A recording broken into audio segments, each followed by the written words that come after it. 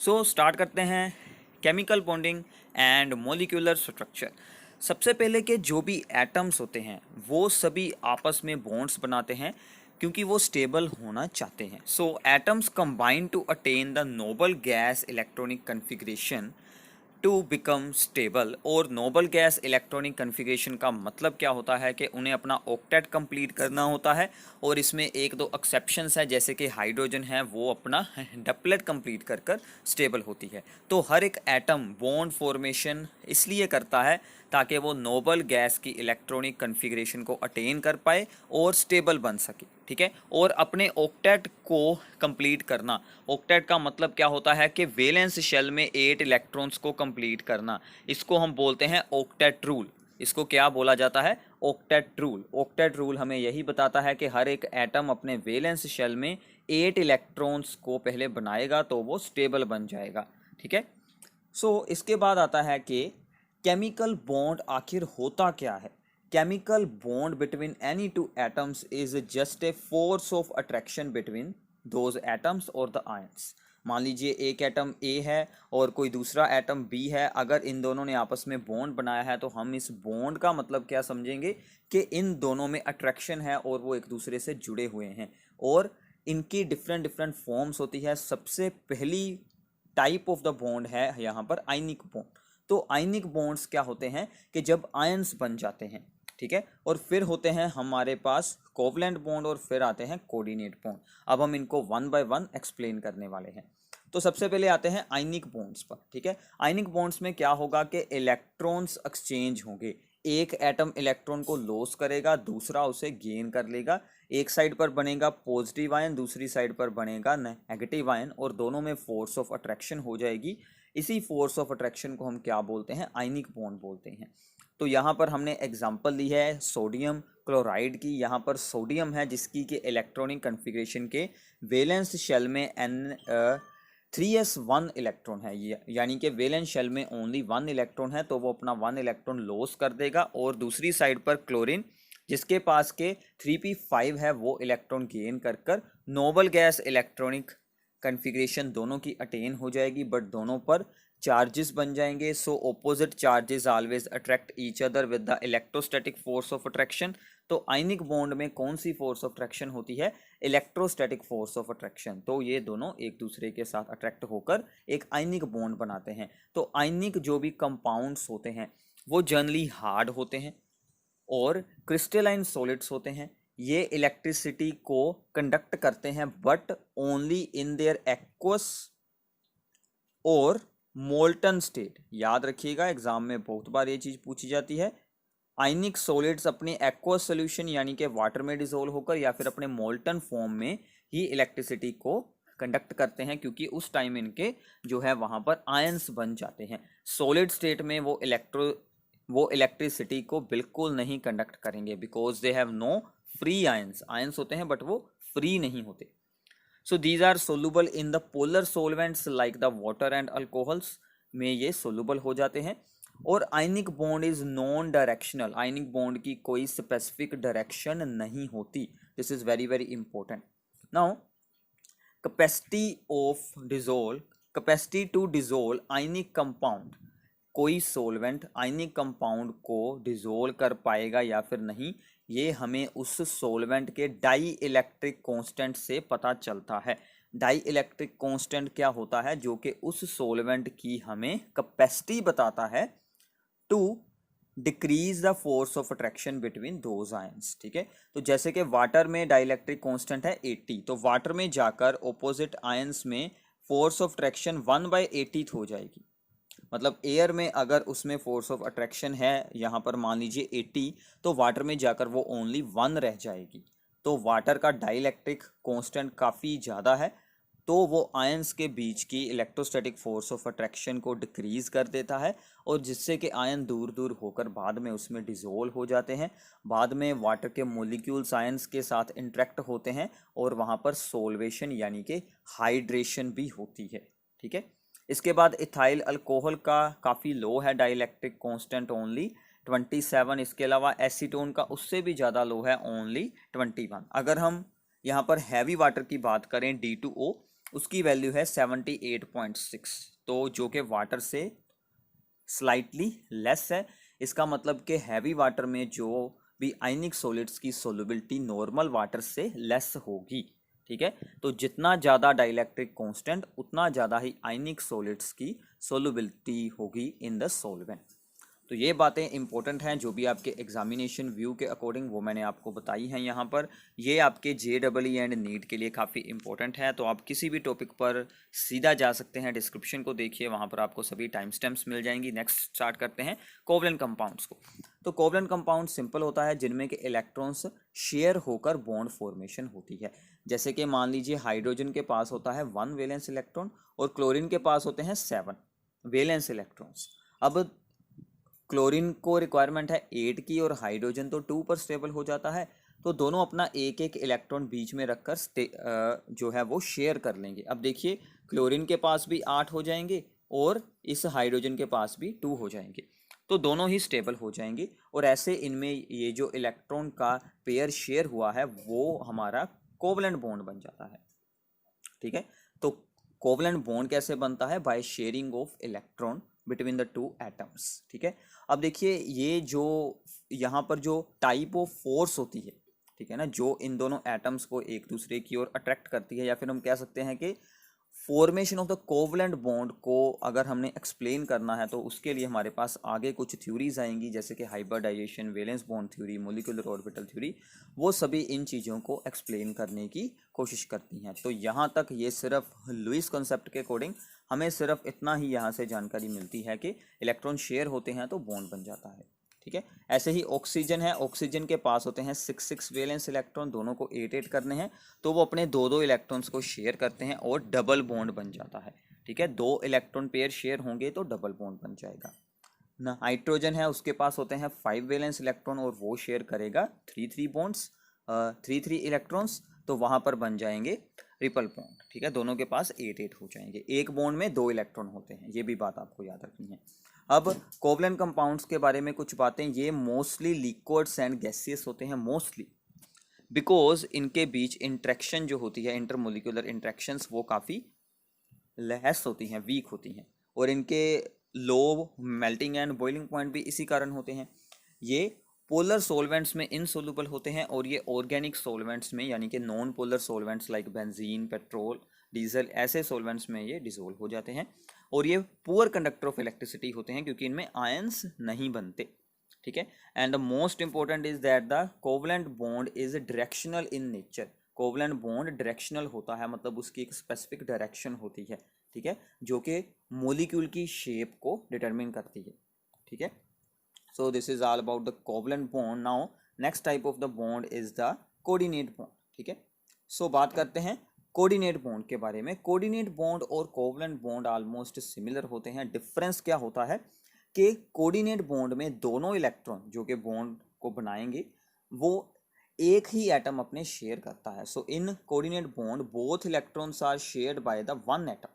जैसे कि ए के पास है 2 इलेक्ट्रॉन, बी के पास मान लीजिए कोई भी नहीं है, तो ए अपने दोनों इलेक्ट्रॉन्स को बी के साथ शेयर कर देगा। अब बी के पास भी 2 आ गए, ए के पास भी 2 हैं, तो इसको हम ऐसे एरो हेड के साथ यहाँ पर रिप्रेजेंट कर सकते हैं, ऐसे। ठीक है, सो ऐसे हम इसे रिप्रेजेंट कर सकते हैं एरो हेड के साथ। ओके, इसकी एग्जांपल्स जैसे कि अमोनिया है, यहाँ पर हाइड्रोजन आयन, ये अपना ये वाला लोन पेयर जिसे हम बोलते हैं, जो इलेक्ट्रॉन पेयर यूज़ नहीं होता बॉन्ड फॉर्मेशन में, that is called the lone pair. ये अपना लोन पेयर हाइड्रोजन के साथ शेयर करता है। ठीक है, तो ये हाइड्रोजन के साथ बॉन्ड बना लेता है और पॉजिटिव चार्ज ऊपर हम लिख सकते हैं, और ये बन गया अमोनियम आयन। ऐसे ही यहाँ पर वाटर है, वाटर H पॉजिटिव के साथ अपना एक लोन पेयर शेयर करता है और ये बन जाता है यहाँ पर हाइड्रोनियम आयन। तो सबसे इम्पोर्टेंट बात क्या है कि जो कोऑर्डिनेट बॉन्ड है वो फॉर्म होने के बाद हम coordinate bond and covalent bond में कोई भी डिफरेंस नहीं देख सकते। दोनों की प्रॉपर्टीज दोनों सिमिलर रहते हैं। सो इसलिए हम यहाँ पर इसे सिंपली एक कोवलेंट बॉन्ड के जैसे ही रिप्रेजेंट कर सकते हैं। ठीक है, तो ये हो गए आपके 3 types of the bonds. So the next topic पर चलते हैं। तो प्लीज़ मैं आपको बार बार बता रहा हूँ, किसी भी टॉपिक को आपको सुनना है। ठीक है, डिफ़िकल्ट से डिफ़िकल्ट टॉपिक आपको इस वीडियो में मिल जाएगा विद इंपॉर्टेंट MCQs, तो आप सीधा उस पर जा सकते हैं। टाइम स्टैम्प्स है, यूट्यूब का न्यू फीचर है, चैप्टर्स, तो उसके साथ आपको काफ़ी ईजी हो जाएगा। सो नेक्स्ट टॉपिक पर चलते हैं। Next is a very very important, that is the Lewis structures and the formal charge. ठीक है, सो लुईस स्ट्रक्चर्स वैसे हमने ऑलरेडी बनाई हैं, जो कि कोवलेंट बॉन्ड को फॉर्म होते हुए हमने इलेक्ट्रॉन शेयर कर बनाई हैं। अब हम कुछ डिफिकल्ट एग्जांपल्स करते हैं, तो प्लीज़ इसका रूल देख लीजिए, वहाँ से आपको पूरी अंडरस्टैंडिंग हो जाएगी। तो पहले आपको यहाँ पर ही अपना पूरा ध्यान रखना है। सो हमने बनानी है ओजोन की स्ट्रक्चर। सबसे पहले आपको फाइंड करने हैं टोटल वैलेंस इलेक्ट्रॉन्स। ठीक है, टोटल वैलेंस इलेक्ट्रॉन्स का मतलब क्या है कि एक ऑक्सीजन के पास होते हैं 6 वैलेंस इलेक्ट्रॉन्स। ठीक है, तो हमारे पास कितने ऑक्सीजन हैं? We have the 3 oxygen atoms. Sorry, yes, so we have the 3 oxygen atoms, so 3 into 6 we have the total 18 valence electrons. Now total required electrons, एक ऑक्सीजन या कोई भी एटम हो उसे स्टेबल होना है तो 8 इलेक्ट्रॉन्स चाहिए। so 3 into 8 we have required 24 electrons. so total valence electron, total required electrons दोनों का डिफरेंस करें और बाय 2 कर दें, सो आंसर आएगा 3। This is the number of bonds in this molecule. ठीक है, तो ऐसे हमने पहले सोल्व कर लिए कि कितने बॉन्ड्स बनेंगे, 3 बॉन्ड्स बनेंगे। अब हमारा काम सिंपल हो जाएगा। हमें सिंपली क्या करना है, पहले ऑक्सीजन, ऑक्सीजन और ऑक्सीजन बनाएं। अब हमें याद है, हमारे पास आंसर है कि 3 बॉन्ड्स बनने हैं, एक यहाँ पर बनेगा और पहले एक बना लें। अब जो थर्ड बॉन्ड है वो या तो इस साइड बनाएं या फिर इस साइड बनाएं, दोनों साइड पर आप बना सकते हैं, दोनों एक जैसी स्ट्रक्चर सी बनेंगी। तो हमने इस साइड पर बना ली। ठीक है, बॉन्ड फॉर्मेशन हो गई। अब हमें सभी के 8 इलेक्ट्रॉन्स कंप्लीट करने हैं। तो देखिए यहाँ पर इस ऑक्सीजन के पास एक बॉन्ड यानी कि 2 इलेक्ट्रॉन, इसलिए हमने 6 और रख दिए। ठीक है, इसके पास 2 बॉन्ड यानी कि 4 इलेक्ट्रॉन, हमने 2 और रख दिए। इस ऑक्सीजन के पास that is the second number 1 oxygen, second number oxygen ये वाली, इसके पास कितने बॉन्ड हैं? 3 बॉन्ड्स यानी कि 6 इलेक्ट्रॉन, तो हमने 2 रख दिए। ठीक है, तो ऐसे हमने सभी के 8 इलेक्ट्रॉन्स कंप्लीट कर दिए। और साथ में ध्यान रखना है कि टोटल वैलेंस इलेक्ट्रॉन 18 है, तो हम 18 ही यूज़ करें। जैसे कि हमने 6 यूज़ किए हैं इन द बॉन्ड्स और बाकी हमने बाहर ऑक्सीजन पर एज ए लोन पेयर रखे हैं, तो टोटल हमारे 18 इलेक्ट्रॉन यूज़ होंगे। अब बात आती है फॉर्मल चार्ज सोल्व करने की, तो इसका फॉर्मूला ध्यान से देखें। फॉर्मल चार्ज हम एक एक एटम पर सोल्व कर सकते हैं, ईच एटम पर सेपरेटली। ठीक है, तो फॉर्मूला पहले क्या है कि formal charge on the atom is valence electrons minus lone pair of electrons minus half of the shared pair of electrons. ठीक है, लोन पेयर में कितने इलेक्ट्रॉन्स हैं? ठीक है, सो आपको एग्जांपल से आइडिया हो जाएगा। ठीक है, सो देखिए ध्यान से। सो दिस इज सबसे पहले हम इसकी बात करते हैं, number 1 oxygen. So this is a number 1 oxygen. Valence electron oxygen के हमेशा रहेंगे 6। बाद में लोन पेयर कितने हैं? 1 2 3, 3 लोन पेयर्स हैं, तो टोटल कितने इलेक्ट्रॉन्स हुए? 6 माइनस हाफ। ठीक है, बॉन्ड शेयर्ड पेयर में कितने इलेक्ट्रॉन्स हैं? 2 इलेक्ट्रॉन्स हैं, यानी कि नंबर ऑफ बॉन्ड्स हमें लिखना है। शेयर्ड पेयर में 2 इलेक्ट्रॉन है, सो हाफ ऑफ 2। ठीक है, सोल्विंग करेंगे -1, तो इसका चार्ज कितना बन जाएगा? -1। ठीक है, next is the oxygen number 2। ठीक है, next is the oxygen number 2 की बात करते हैं। This one valence electron 6, lone pair electrons 2, half minus कितने बॉन्ड हैं? 3 बॉन्ड्स यानी कि 6 इलेक्ट्रॉन्स। सोल्व करेंगे +1 आ जाएगा, तो हमने लगा दिया +1 charge. Third number oxygen, valence electron 6, lone pair of electrons 4 and minus कितने बॉन्ड हैं? 2 यानी कि 4 इलेक्ट्रॉन, सो 0 आएगा आंसर। तो मतलब क्या है कि यहाँ पर कि पहले आपको लुईस स्ट्रक्चर बनानी है, बाद में आप फॉर्मल चार्ज सोल्व कर सकते हैं। सो ऐसे आप ईच एटम का फॉर्मल चार्ज सोल्व करते हैं। फॉर्मल चार्ज होता क्या है कि मॉलिक्यूल पर होल कोई चार्ज नहीं होता, बट उसकी लुईस स्ट्रक्चर्स की अंडरस्टैंडिंग के लिए हम उनके एटम्स को चार्ज असाइन करते हैं अकॉर्डिंग टू द इलेक्ट्रॉन्स जो भी उन्होंने शेयर किए हैं। ठीक है, अगर मॉलिक्यूल पर एज ए होल चार्ज होगा तो हम एवरेज जो है वो भी फॉर्मल चार्ज सोल्व कर सकते हैं। उसकी एग्जांपल्स हम आगे सोल्व करेंगे, और हम सेपरेटली ईच एटम पर भी सोल्व कर सकते हैं। और जितना फॉर्मल चार्ज किसी भी एटम पर लेस होगा उतनी स्टेबल ही उसकी स्ट्रक्चर होगी। तो यहाँ पर तो कोई और ऑप्शन ही हमारे पास नहीं है। अगर कोई और ऑप्शन भी हो कि ये बॉन्ड यहाँ पर नहीं यहाँ पर बन सकता है, तो हम लेस जिसमें फॉर्मल चार्ज आएगा उस स्ट्रक्चर को बनाएंगे। आगे इसकी एग्जांपल्स आ जाएंगी। ठीक है, so next example is NO2 1 negative, ठीक है, यानी कि नाइट्राइट आयन। तो हमने सबसे पहले वैलेंस इलेक्ट्रॉन सोल्व करने हैं। N के पास होते हैं 5, 2 ऑक्सीजन है, 2 × 6 और चार्ज है ऊपर नेगेटिव +1, टोटल हुए 18। टोटल एटम्स कितने हैं? 3 एटम्स, तो हमें रिक्वायर्ड हैं 24। फिर से बनेंगे 3 बॉन्ड्स, सिमिलरली जैसे ऊपर वाले में था, ठीक है। अब हमने 3 बॉन्ड्स बना दिए, एक यहाँ पर और 2 यहाँ पर। अब हमें इलेक्ट्रॉन्स को यहाँ पर असाइन करना है, तो आप सिंपली असाइन कर सकते हैं। और अगर आप इनके फॉर्मल चार्जेस को सोल्व कर कर देखेंगे तो वो भी सिमिलरली ऐसे ही हो जाएगा। तो एक बार अंडरस्टैंडिंग हो जाए तो बाकी काम आप लोगों को अब खुद करना है, ठीक है। सो अगर कोई भी प्रॉब्लम आए, कोई भी आपको डाउट हो तो वो आप पूछ सकते हैं। आगे एग्जांपल्स कुछ और करते हैं। So next example is N2O5। सबसे पहले निकालते हैं टोटल वैलेंस इलेक्ट्रॉन्स। N के 5, 2 हैं N, तो 2 × 5, सो 5 हैं ऑक्सीजन के 6, 5 × 6, टोटल हुए 40। Total required electrons, total atoms हैं 7, तो 7 × 8 56। Bonds 56 - 40/2, that is the 8 bonds. So now अगर हम इसे बनाकर देखें तो क्या होगा, एक ऑक्सीजन बीच में रख लेते हैं, ये आपको याद रखना होगा, दोनों एन साइड पर और 2 ऑक्सीजन इस तरह से। तो इसकी ये स्केलेटल स्ट्रक्चर हमने ज्यूम की। एक एक बॉन्ड असाइन कर दें। कितने बॉन्ड्स बन चुके हैं? 1 2 3 4 5 6 हो गए। अब हमें 2 बॉन्ड और यहाँ पर यूज़ करने हैं। अब देखिए यहाँ पर तो और कोई भी बॉन्ड नहीं बन सकता, because oxygen forms maximum 2 bonds, तो उसके मैक्सिमम 2 बॉन्ड्स ऑलरेडी हो चुके हैं, ठीक है। तो यहाँ पर और बॉन्ड बिल्कुल नहीं बनेगा। तो यहाँ पर ऑप्शन है, अब N के मैक्सिमम 4 बॉन्ड्स हो सकते हैं। जो N है इसके मैक्सिमम 4 बॉन्ड्स होते हैं, तो मैं एक यहाँ पर बना देता हूँ। इसके 1 2 3 4 हो गए कंप्लीट। ऐसे ही इधर आप एक और बना सकते हैं, ठीक है, किसी भी साइड पर आप बना दें। मतलब ये नहीं कि हम यहाँ पर ही 2 बना दें तो N के 5 हो जाएंगे, दैट इज़ रॉन्ग, ठीक है। तो इस बात का आपको ध्यान रखना है। बाद में हमें फॉर्मल चार्जेस और इलेक्ट्रॉन्स को असाइन करना है। फॉर्मल चार्जेस अब आप लोगों को मैंने फॉर्मूला बताया है, आपको एक साइड के सोल्व कर लेने हैं, इतने के दूसरे भी सिमिलर होंगे, ठीक है। तो फॉर्मल चार्जेस को प्लीज़ सोल्व करें। ऐसे ही एक और एग्जांपल है, that is the formic acid. उसकी भी आपको स्केलेटल स्ट्रक्चर बनाकर टोटल नंबर ऑफ बॉन्ड्स आए थे 5, तो हमने 5 बॉन्ड्स बना दिए, तो वो सिंपली हो जाएगा। हाइड्रोजन और फ्लोरीन को ऑलवेज आपको रखना होता है एक्सट्रीम पर, और सेंट्रल एटम वो होता है जिसकी इलेक्ट्रोनेगेटिविटी लो हो। लेस इलेक्ट्रोनेगेटिव एटम को हम सेंटर में रखते हैं मोस्टली, ठीक है। तो ये बातें आप लोगों को याद रखनी है, ओके। नेक्स्ट इज द कुछ एक्सेप्शंस है और कुछ बहुत ही इंपॉर्टेंट बातें हैं इसके बारे में। जो थर्ड पीरियड के एलिमेंट्स होते हैं जैसे कि फॉस्फोरस, सल्फर, क्लोरीन, उनके mostly compound expanded octet show करते हैं। मतलब वो अपने अराउंड 8 से ज़्यादा इलेक्ट्रॉन्स को रख सकते हैं। जैसे क्लोरीन मैक्सिमम 14 इलेक्ट्रॉन्स को, यानी कि 7 इलेक्ट्रॉन पेयर्स को रख सकता है, यानी कि 7 बॉन्ड्स बना सकता है। फॉस्फोरस 5 इलेक्ट्रॉन पेयर्स को रख सकता है, ये आपके सामने एग्जांपल है PCl5। सल्फर है वो अपने आसपास 6 इलेक्ट्रॉन पेयर्स को रख सकता है, आइदर वो लोन पेयर बने या फिर बॉन्ड पेयर बने।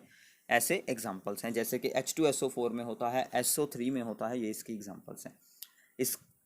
इसमें आप ये भी रीज़न साथ में देख सकते हैं कि इस स्ट्रक्चर में जब वो अपना एक्सपेंडेड ऑक्टेट, जितनी उनकी मैक्सिमम वैलेंसी शो हो सकती है, उसको शो करवाते हैं, तो फॉर्मल चार्ज भी 0 बन जाता है, यानी कि less formal charge more stable structure. तो PCl5 में हमारा ये जो total valence electron, total required electron वाला फार्मूला नहीं लगेगा, वहाँ पर एक्सपेंडेड ऑक्टेट वाले रूल्स लगेंगे। मतलब कि उनकी वैलेंसी हमें याद रखनी होगी कि phosphorus can make maximum 5 bonds, sulphur के पास 6 इलेक्ट्रॉन पेयर्स हो सकते हैं और क्लोरीन के पास 7 हो सकते हैं, ठीक है। तो अगर हम यहाँ पर बात करें HClO4 की, तो अगर हम अपना फॉर्मूला अप्लाई करते तो नंबर ऑफ बॉन्ड्स आते 5, बट 5 यहाँ पर बिल्कुल नहीं आएंगे। तो यहाँ पर क्या होगा इसको मैं एक्सप्लेन करता हूँ। तो अगर हम पहले यहाँ पर बनाते 5 बॉन्ड्स तो कुछ ऐसा बनता 1 2 3 4 और एक पर बना देते हम 2 5। अगर आप इस स्टेट में फॉर्मल चार्ज को सोल्व कर कर देखते तो फॉर्मल चार्जेस कुछ ना कुछ सभी पर जरूर आते। तो हमें उसको स्टेबलाइज करना था, तो हमने क्या किया, जो यहाँ पर लोन पेयर्स थे वो हमने यहाँ पर as a bond pair share कर लिए, और क्लोरीन ने मैक्सिमम 7 बॉन्ड्स बना लिए, और इसके साथ फॉर्मल चार्जेस भी 0 हो गए और हमारी स्ट्रक्चर भी स्टेबल बन गई। तो ये कुछ एक्सेप्शंस होती हैं लुईस स्ट्रक्चर्स में जो आप लोगों को याद रखनी है, ठीक है, जो कि आगे हाइब्रिडाइजेशन वगैरह के केसेस में भी अलग से एक्सप्लेन हो जाएंगी। ओके, सो आगे चलते हैं। नेक्स्ट इज द कुछ और एक्सेप्शंस हैं। अब एक्सेप्शंस हैं जिनमें इलेक्ट्रॉन डेफिशिएंट मॉलिक्यूल्स आएंगे, यानी कि इनके पास 8 से कम इलेक्ट्रॉन होंगे। जैसे कि BF3 है, इसके पास कितने बॉन्ड्स हैं? ओनली 3, यानी कि बोरोन के आसपास कितने इलेक्ट्रॉन्स हैं? ओनली 6। बेरिलियम है, इसके अराउंड ओनली 4 इलेक्ट्रॉन्स हैं, तो BeCl2। तो ये सभी इलेक्ट्रॉन डेफिशिएंट मॉलिक्यूल्स होते हैं जो कि स्टेबल होते हैं। ऐसा नहीं है कि ये लोग स्टेबल नहीं है, मतलब ये ऑक्टेट रूल को नहीं फॉलो करते, मतलब 8 इलेक्ट्रॉन्स के विदाउट ही ये स्टेबल बन जाते हैं। इसके अलावा होते हैं ओड इलेक्ट्रॉन मॉलिक्यूल्स जिनके पास ओड नंबर ऑफ इलेक्ट्रॉन्स हो, जैसे कि NO है, इसके पास अगर हम टोटल इलेक्ट्रॉन सोल्व करें तो 11 है। आप टोटल भी जोड़ सकते हैं 7 + 8, वो भी आपका ओड ही बनेगा 15। सो टोटल वैलेंस इलेक्ट्रॉन्स भी ओड हैं और टोटल रिक्वायर्ड तो हमें 16 चाहिए। अगर हम फॉर्मूले के साथ नंबर ऑफ बॉन्ड्स निकालें तो वो 2.5 बनेंगे, मतलब 2.5। अब 2.5 तो बॉन्ड हो नहीं सकता, तो हमने क्या किया, 2 बॉन्ड बनाए और N के पास एक अनपेड, यानी कि एक जो है वो यहाँ पर अनपेड इलेक्ट्रॉन है और एक तो उसके पास है लोन पेड। ये जो अनपेड इलेक्ट्रॉन है ये क्या होता है कि इसी के होने के कारण NO रिएक्टिव बन जाता है, ठीक है। अब ये अनपेड इलेक्ट्रॉन आप ऐसे भी रिप्रेजेंट कर सकते हैं, और आइदर आप यहाँ पर इस अनपेड इलेक्ट्रॉन को और यहाँ से एक लोन पेयर को, इन दोनों को यहाँ पर एज ए 3 इलेक्ट्रॉन्स का एक बॉन्ड बनाकर भी रिप्रेजेंट कर सकते हैं। दोनों रिप्रेजेंटेशन ही यूज़ की जाती हैं और दोनों ही सही है, ये भी सही है और ये भी सही है, ठीक है। ये कुछ ऐसी एक्सेप्शंस है जो कि आपको एग्जाम में डायरेक्टली पूछी जा सकती हैं, तो प्लीज़ इन्हें नोट डाउन करें, याद करें, आपके लिए बहुत ही अच्छा रहेगा। ओके, नेक्स्ट चलते हैं limitations of the octet rule. तो यही सब कुछ हमने अभी अभी रीड किया है कि नोबल गैसेस के भी कंपाउंड्स बन जाते हैं ऑक्टेट रूल के अकॉर्डिंग। तो नोबल गैस तो स्टेबल है, उसका तो कंपाउंड फॉर्म ही नहीं यहाँ पर होना चाहिए, बट उनके भी कंपाउंड्स हैं, ठीक है। और कुछ मॉलिक्यूल्स के एक्सपेंडेड ऑक्टेट्स होते हैं, कुछ के इलेक्ट्रॉन डेफिशिएंट मॉलिक्यूल्स होते हैं और कुछ के पास ओड इलेक्ट्रॉन होते हैं, वो भी सभी स्टेबल हैं ऑक्टेट रूल के अकॉर्डिंग। तो ये भी नहीं होना चाहिए था। और this rule does not account for the shape of the molecule and also hydrogen भी स्टेबल है 2 इलेक्ट्रॉन बनाकर, ठीक है, वो भी है, यहाँ पर ऑक्टेट रूल नहीं फॉलो करता। तो ये शेप ऑफ मॉलिक्यूल्स वाला हमारे लिए सबसे बड़ा इशू है। शेप ऑफ मॉलिक्यूल्स के लिए हम कोई और थ्योरी यहाँ पर एक्सप्लेन करेंगे जो कि हमारी अगला टॉपिक होगा, that is the valence shell electron pair theory होगा। और उसके पहले हम फॉर्मेशन ऑफ आयनिक बॉन्ड के बारे में कुछ इंपॉर्टेंट बातें, जिसमें कि आपको लैटिस एंथैल्पी के बारे में जानकारी मिलेगी, उसके बारे में बात करते हैं, ठीक है।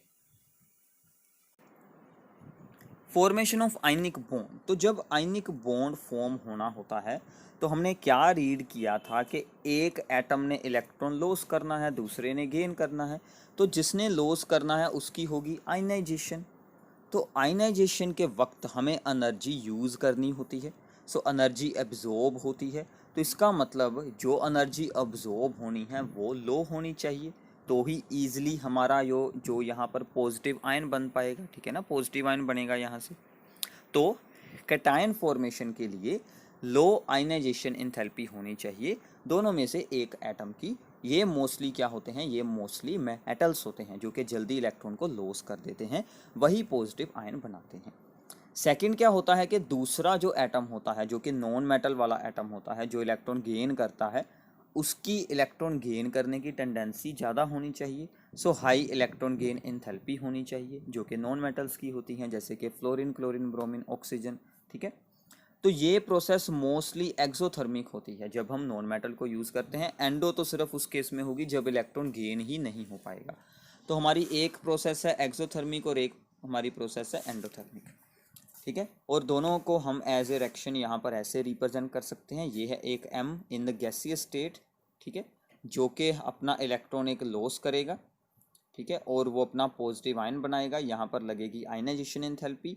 दूसरी तरफ कोई X है जो कि गैसियस स्टेट में इलेक्ट्रॉन को गेन करेगा और उस पर लगेगी इलेक्ट्रॉन गेन एंथैल्पी। अब ये दोनों गैसियस स्टेट के आयंस आपस में जुड़कर सॉलिड बनाएंगे, क्योंकि आयनिक कंपाउंड है तो वो क्रिस्टलाइन सॉलिड की फॉर्म में मोस्टली एग्जिस्ट करता है। तो जब कोई भी आयंस जो अपने फ्री आयंस हैं, अपनी फ्री स्टेट में है, वो कंबाइन होकर सॉलिड बनाते हैं, क्रिस्टल बनाते हैं, 1 मोल ऑफ द क्रिस्टल की फॉर्मेशन होती है, तो उस टाइम जितनी एनर्जी रिलीज होती है that is known as the lattice enthalpy. तो इसकी डेफिनेशन सिंपल है, energy released when the free ions combine to form the 1 mole of the crystalline solid is called the lattice enthalpy. ठीक है, so this should be high, ये high होनी चाहिए। जितनी ज़्यादा होगी लैटिस एंथैल्पी उतना ज़्यादा आयनिक कंपाउंड स्टेबल होगा। तो इसको रिप्रेजेंट करेंगे, दोनों गैसियस आयंस जुड़कर बन गए सॉलिड। ठीक है, सो अगर हम ओवरऑल यहाँ पर देखें तो आयनिक बॉन्ड उसी वक्त फॉर्म होगा अगर ओवरऑल यानी कि net effect release of energy हो। तो हमारी रिलीज ऑफ एनर्जी तो दो जगह पर है, एक तो है लैटिस एंथैल्पी और दूसरी है इलेक्ट्रॉन गेन एंथैल्पी। मतलब electron gain enthalpy plus lattice enthalpy का सम आयनाइजेशन एंथैल्पी से मोर होना चाहिए, ज़्यादा होना चाहिए। मतलब जो एनर्जी बाहर निकल रही है वो ज़्यादा हो जो अब्जॉर्ब हो रही है, तो हमारी जो यहाँ पर आयनिक बॉन्ड की फॉर्मेशन ऑटोमेटिकली होती रहेगी और क्रिस्टलाइन सॉलिड बनता रहेगा। ठीक है, so this is the formation of ionic bond. अब हम बात करते हैं लैटिस एंथैल्पी के बारे में, बहुत बार पेपर में पूछा जाता है। तो ये किन फैक्टर्स पर डिपेंड करती है? सो सबसे पहला फैक्टर है चार्ज ऑन द आयंस। ठीक है, आयंस पर जितना ज़्यादा चार्ज होगा उतनी ज़्यादा ही लैटिस एंथैल्पी होगी, क्योंकि उतनी ज़्यादा फोर्स ऑफ अट्रैक्शन होगी। तो अगर हम बात करें यहाँ पर NaCl यानी कि सोडियम पर चार्ज है 1 पॉजिटिव, कैल्शियम पर है 2 पॉजिटिव, और मैग्नीशियम और ऑक्सीजन दोनों पर ही 2 और 2 है। ठीक है ना, 2 पॉजिटिव एंड 2 नेगेटिव। तो सबसे लेस इसकी है लैटिस एंथैल्पी, उससे ज़्यादा इसकी, और मैग्नीशियम ऑक्साइड की सबसे ज़्यादा है इन द किलोजूल पर मोल। ठीक है, तो ये इनकी लैटिस एंथैल्पी, जितना ज़्यादा चार्ज होगा उतनी ज़्यादा होगी। आपको वैल्यूज एग्जैक्ट नहीं याद रखनी, आपको कैसे वो इंक्रीज हो रही हैं वो याद रखना है। सेकेंड है साइज ऑफ द आयंस। ठीक है, तो साइज ऑफ आयन जितना छोटा होगा उतनी ही inter nuclear distance between the ions जो है वो डिक्रीज हो जाएगी, पॉजिटिव एंड नेगेटिव में उतनी स्ट्रॉन्ग अट्रैक्शन हो जाएगी और उतनी ज़्यादा ही जो है वो लैटिस एंथैल्पी बनेगी। सो मतलब हमें स्मॉल साइज की रिक्वायरमेंट है।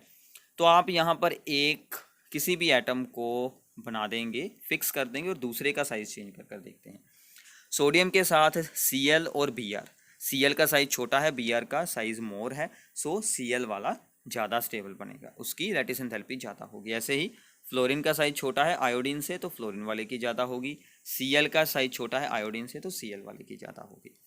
अगर हम दोनों साइड पर डिफरेंट जो हैं वो यूज़ करें, जैसे कि बेरिलियम एंड मैग्नीशियम किया है, तो यहाँ पर एक अलग फैक्टर अप्लाई हो जाता है, दैट इज़ द पोलराइजेशन, जिसके कारण के आयनिक बॉन्ड में कोवलेंट करेक्टर आ जाता है। ये हम आगे रीड करेंगे, हमारा एक अलग से टॉपिक होगा polarisation and the Fazan rules, उसमें हम इसे रीड कर सकते हैं। आप नीचे डिस्क्रिप्शन बॉक्स में से टाइम स्टैम्प्स को ओपन कर कर वहाँ से डायरेक्टली जंप कर सकते हैं, जो भी टॉपिक आपको सुनना है, जो भी आपको अंडरस्टैंड करना है। ठीक है, so this is very very important one. Okay, so आगे चलते हैं।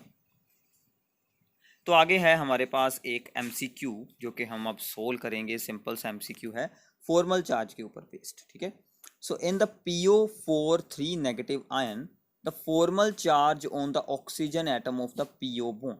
तो यहाँ पर आप लोगों को ध्यान रखना है कि हमें ईच एटम पर फॉर्मल चार्ज को सोल्व करने के लिए नहीं कहा गया, हमें PO बॉन्ड का जो ऑक्सीजन एटम है उस पर सोल्व करना है। मतलब PO बॉन्ड के तो यहाँ पर टोटल 4 होंगे ऑक्सीजन एटम, तो टोटल 4 ऑक्सीजन एटम्स होंगे, 4 बार यहाँ पर PO बॉन्ड होगा, क्योंकि PO4 है ना। सो इसका मतलब हमें क्या सोल्व करना है, हमें अब सोल्व करना है एवरेज फॉर्मल चार्ज। तो एवरेज फॉर्मल चार्ज काफ़ी सिंपल है। ओवरऑल चार्ज कितना है आयन पर, -3। कितने ऑक्सीजन एटम है जो उन्होंने सोल्व करने के लिए हमें कहे हैं 4, तो इनको डिवाइड कर दें तो कितना आंसर आएगा, -0.75। ठीक है, तो काफ़ी सिंपल काम है। तो ये होता है एवरेज फॉर्मल चार्ज पर बॉन्ड या फिर पर एटम आप बोल सकते हैं। ठीक है, ऐसे ही अगर हम एग्जांपल करें CO3 नेगेटिव की, उसमें क्या आएगा, -2 बाई कितने ऑक्सीजन एटम है 3, तो ये बन जाएगा -0.67। तो ऐसे आप average formal charge on the oxygen atom solve कर सकते हैं। ठीक है, नेक्स्ट करते हैं। उसने हमें से पूछा है कि NO3 1 नेगेटिव आयन में कितने number of bond pairs and the lone pairs of electrons हैं हाइड्रोजन एटम के ऊपर। तो ये वाला एमसीक्यू आप किसी भी थ्योरी के साथ सोल्व कर सकते हैं, यानी कि आप लुईस स्ट्रक्चर बनाएं, आइदर आप VSCPR आगे आएगी उसको अप्लाई करें, कुछ भी आप अप्लाई यहाँ पर ये कर सकते हैं। तो मैं लुईस स्ट्रक्चर बनाकर आपको दिखाता हूँ, बट ये थोड़ा सा डिफिकल्ट रहेगा। आप आगे VSCPR में ऐसी और एग्जांपल करेंगे और आपको और इजी यहाँ से अंडरस्टैंडिंग हो जाएगी।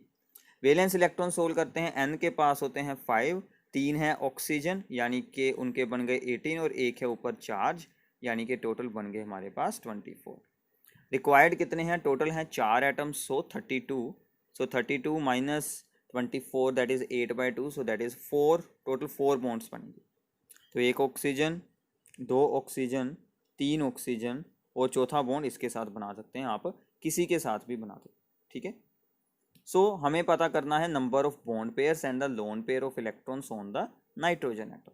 अब देखिए कि ये जो नाइट्रोजन है इसके तो 4 बॉन्ड पेयर्स कंप्लीट हो गए हैं, इसके 4 बॉन्ड कंप्लीट है, मतलब इसके पास 8 इलेक्ट्रॉन्स हो गए हैं कंप्लीट। तो इसको और कोई भी बॉन्ड बनाने की या कोई भी इलेक्ट्रॉन इसके ऊपर प्लेस करने की हमें कोई ज़रूरत नहीं है। तो इसके बॉन्ड पेयर्स कितने हैं, कितने बॉन्ड बनाए इसने? 4, और लोन पेयर कितने हैं? 0। तो हमने अभी इसको कंप्लीट नहीं बनाया है, अभी इनके लोन पेयर असाइन करने हैं, वो हमने ऑलरेडी पहले एग्जांपल्स की हैं। तो हमें जितनी यहाँ पर रिक्वायरमेंट थी मैंने सिर्फ उतना ही आपको सोल्व कर कर बताया है। So this is very very simple, ठीक है। VSEPR valence shell electron pair repulsion theory को अब हम एक्सप्लेन करते हैं, जो कि बेसिकली मॉलिक्यूल्स की शेप्स को एक्सप्लेन करती है। इसका जो बेसिक है वो क्या है कि सेंट्रल एटम के अराउंड जो इलेक्ट्रॉन पेयर्स होते हैं वो एक दूसरे को रिपेल करते हैं और वो अपनी पोजीशंस को कुछ इस तरह से वहाँ पर एक स्पेसिफिक अरेंजमेंट बना लेते हैं जिनमें के इलेक्ट्रॉन पेयर्स की रिपल्शंस मिनिमाइज हो जाए एंड उनकी स्टेबिलिटी जो है वो मैक्सिमाइज हो जाए। So these electron pairs localize at maximum distance to minimize the repulsive forces. और ये इलेक्ट्रॉन पेयर्स 2 टाइप्स के होते हैं, bonding and non bonding. Bonding यानी कि bond pairs and non bonding यानी कि लोन पेयर्स। फॉर एग्जांपल अगर हम वाटर की एग्जांपल लेते हैं यहाँ पर, तो वाटर में सेंट्रल एटम ऑक्सीजन होता है जिसके पास के 6 वैलेंस इलेक्ट्रॉन्स होते हैं। 2 वो हाइड्रोजन के साथ बॉन्ड्स बना लेता है, बाकी के बचते हैं 4 इलेक्ट्रॉन्स, और 4 इलेक्ट्रॉन्स के 2 बन जाते हैं लोन पेयर, 2 है यहाँ पर बॉन्ड पेयर यानी कि एक ये बॉन्ड पेयर और एक ये बॉन्ड पेयर, और ये दोनों लोन पेयर्स। तो टोटल बन गए हमारे पास 4 इलेक्ट्रॉन पेयर्स। तो ऐसे आपको इलेक्ट्रॉन्स के पेयर्स को सोल्व करना है, मतलब 2 इलेक्ट्रॉन को ज्वाइन कर कर एक बनेगा इलेक्ट्रॉन पेयर, ठीक है। सो ऐसे ही आप SO2 की एग्जांपल भी यहाँ पर देख सकते हैं, okay. So now repulsions between the lone pair is the maximum. Lone pair और लोन पेयर में सबसे ज़्यादा रिपल्शन रहती है, जैसे यहाँ पर दोनों लोन पेयर्स हैं। लोन पेयर बॉन्ड पेयर में उससे होगी लो, और बॉन्ड पेयर में उससे लो। और ये ऑर्डर बहुत ही इंपॉर्टेंट है, बहुत बार नीट एंड JEE के एग्ज़ाम में ये ऑर्डर डायरेक्टली पूछा जाता है। डायरेक्टली आपके 4 मार्क्स हैं, आपको सिंपली ये ऑर्डर भी याद रखना है। और जो भी वहाँ पर मल्टीपल बॉन्ड होगा, डबल और ट्रिपल बॉन्ड, उसको as a single super pair की तरह अज्यूम किया जाएगा। VSCPR पर हमने डिटेल्ड वीडियो बनाई हुई है, अगर आपको उसको देखना है तो आप उसे डिस्क्रिप्शन बॉक्स में से ओपन कर कर देख सकते हैं। तो आगे चलते हैं। Next is the repulsive forces are stronger at the 90 degree angle. जब इलेक्ट्रॉन पेयर्स परपेंडिकुलर होंगे तो रिपल्सिव फोर्सेस बहुत ज़्यादा रहेंगी, स्ट्रॉन्ग रहेंगी। 120 एंगल पर और वीक हो जाएंगी और 180 पर सबसे वीक रहेंगी, ठीक है। तो इन्हीं पर बेसिस हम अब कुछ एग्जांपल्स यानी कि कैसी शेप्स रहेंगी मॉलिक्यूल्स की, कितने इलेक्ट्रॉन पेयर्स होने पर क्या होगा, उसके बारे में हम पूरी डिस्कशन करते हैं। तो सबसे पहली एग्जांपल आपकी स्क्रीन पर है। Total number of electron pairs हैं 2, यानी कि 2 इलेक्ट्रॉन पेयर्स होंगे।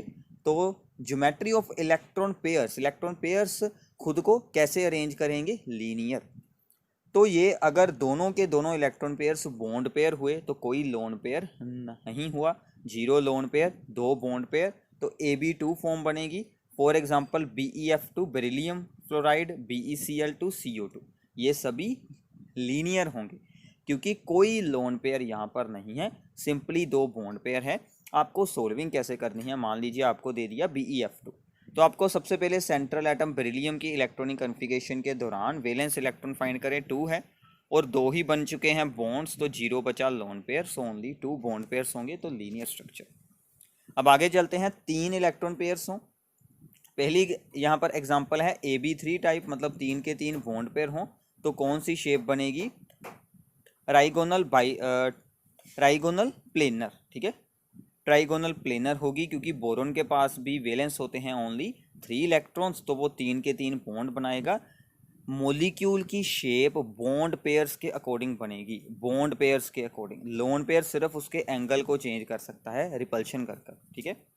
जैसे अब सेकेंड एग्जांपल है 2 बॉन्ड पेयर और एक हो लोन पेयर AB2L टाइप, जैसे कि SO2 है। तो इसमें अब आपको ये देखना है कि एक बॉन्ड पेयर इस तरफ है और दूसरा इस तरफ है, तो इसके अकॉर्डिंग इसकी शेप बनेगी बेंट और वी शेप, और लोन पेयर ऊपर है, उसने क्या किया कि इस एंगल को थोड़ा सा डिक्रीज कर दिया, जो कि नॉर्मली 120 होता है, वो अब 100 वो वहाँ पर डिक्रीज होकर 119.5 रह गया, ठीक है। ये बात आपको याद रखनी है। सिमिलरली O3 और NO2 के लिए भी सेम स्ट्रक्चर्स हमें मिल जाएंगी, ठीक है। तो एग्जांपल्स प्लीज़ बनाएं, याद रखें, अंडरस्टैंड करें अच्छे से कि हम इसे कैसे एक्सप्लेन कर रहे हैं। नेक्स्ट चलते हैं 4, जब होंगे टोटल 4 इलेक्ट्रॉन पेयर्स, तो इलेक्ट्रॉन पेयर्स का अरेंजमेंट होगा टेट्राहेड्रल। तो अगर हुए 4 के 4 बॉन्ड पेयर तो बनेगा tetrahedral, simple, that is methane, ammonium ion, silicon fluoride. अगर हुए 3 बॉन्ड पेयर और एक बन गया लोन पेयर, जैसे कि अमोनिया है AB3L टाइप, तो अब देखिए लोन पेयर शेप को नहीं बताएगा, तो ये सभी 3 बॉन्ड पेयर, तो ये बनेगी पिरामिडल ज्योमेट्री, ठीक है ना, पिरामिडल के जैसे इसकी शेप होगी। क्योंकि अब हाइड्रोजन के पास थे 5 वैलेंस इलेक्ट्रॉन, 3 बना लिए उसने बॉन्ड, तो बाकी के बचे 2 इलेक्ट्रॉन यानी कि 1 लोन पेयर। ऐसे आप इसे इजीली सोल्व कर सकते हैं, सिंपल सा काम है। अब आगे बात आती है वाटर की। वाटर में ऑक्सीजन के पास होते हैं 6 इलेक्ट्रॉन्स, ठीक है। तो 6 में क्या होगा, ऑक्सीजन के पास हैं 6 वैलेंस इलेक्ट्रॉन्स, 2 बनाए उसने हाइड्रोजन के साथ बॉन्ड्स, ठीक है। तो बाकी के बचे 4 इलेक्ट्रॉन्स यानी कि 2 लोन पेयर्स। सो वाटर में 2 lone pairs and 2 bond pairs, 2 bond pairs 2 lone pairs. तो इसकी जो शेप रहेगी वो रहेगी बेंट और एंगुलर शेप, क्योंकि 2 बॉन्ड पेयर्स हैं, शेप तो उसी के अकॉर्डिंग ही हमें बनानी है, और लोन पेयर्स ने क्या किया, उसके एंगल को काफ़ी डिक्रीज करवा दिया, ठीक है। तो इसकी और एग्जांपल्स H2S, F2O, SCl2, ऐसी और भी इसकी एग्जांपल्स हैं, okay. So the next one is the 5 electron pairs होंगे जब, ठीक है। तो 5 के केस में इलेक्ट्रॉन पेयर्स का अरेंजमेंट होता है राइगोनल बाई पिरामिडल, ठीक है। इसमें 2 डिफरेंट टाइप्स के बॉन्ड्स होते हैं। एक तो होते हैं इक्वेटोरियल बॉन्ड्स जो कि सेम प्लेन में होते हैं, और 2 बॉन्ड्स ऊपर और नीचे होंगे, दैट इज़ एक्सियल बॉन्ड्स, ठीक है। और इक्वेटोरियल बॉन्ड प्लेन के जो बॉन्ड्स होंगे वो सभी सेम होंगे, और एक्सियल बॉन्ड्स के प्लेन के जो बॉन्ड्स होंगे वो इक्वेटोरियल बॉन्ड से लॉन्ग होंगे, ठीक है। तो इक्वेटोरियल प्लेन वाले बॉन्ड्स जो एक्सियल वाले बॉन्ड्स हैं उनसे छोटे होंगे, क्योंकि एक्सियल पर ज़्यादा रिपल्शन होती है ड्यू टू 90 डिग्री एंगल, ठीक है। तो ये है PCl5, जिसमें 5 के 5 बॉन्ड पेयर्स हैं, AB5 टाइप का ये हमारा मॉलिक्यूल है, और शेप क्या बनेगी, ट्राइगोनल पाई पिरामिडल। इसमें अगली example AB4L, this is most important one, 4 bond pairs 1 lone pair, ठीक है। तो इसको अंडरस्टैंड करें अच्छे से, ये क्यों आया है। अब देखिए SF4 है, सल्फर के पास 6 वैलेंस इलेक्ट्रॉन्स, ठीक है, 4 बना लिए उसने बॉन्ड और 2 बचे इलेक्ट्रॉन यानी कि 1 लोन पेयर। सो 1 लोन पेयर 4 बॉन्ड पेयर, तो क्या अरेंजमेंट बनेगा, हमें एक लोन पेयर को अरेंज करना है, तो लोन पेयर को ऑलवेज आपको इक्वेटोरियल पोजीशन पर रखना है, लोन पेयर को ऑलवेज इक्वेटोरियल पोजीशन पर ही रखना है, ठीक है। ये बात आपको याद रखनी है, क्योंकि वहाँ पर रिपल्शंस लेस रहती हैं ड्यू टू 120 एंगल, 120 डिग्री का एंगल होने के कारण। तो इसकी शेप का नाम क्या बनेगा, सीसो, डिस्टोर्टेड टेट्राहेड्रन।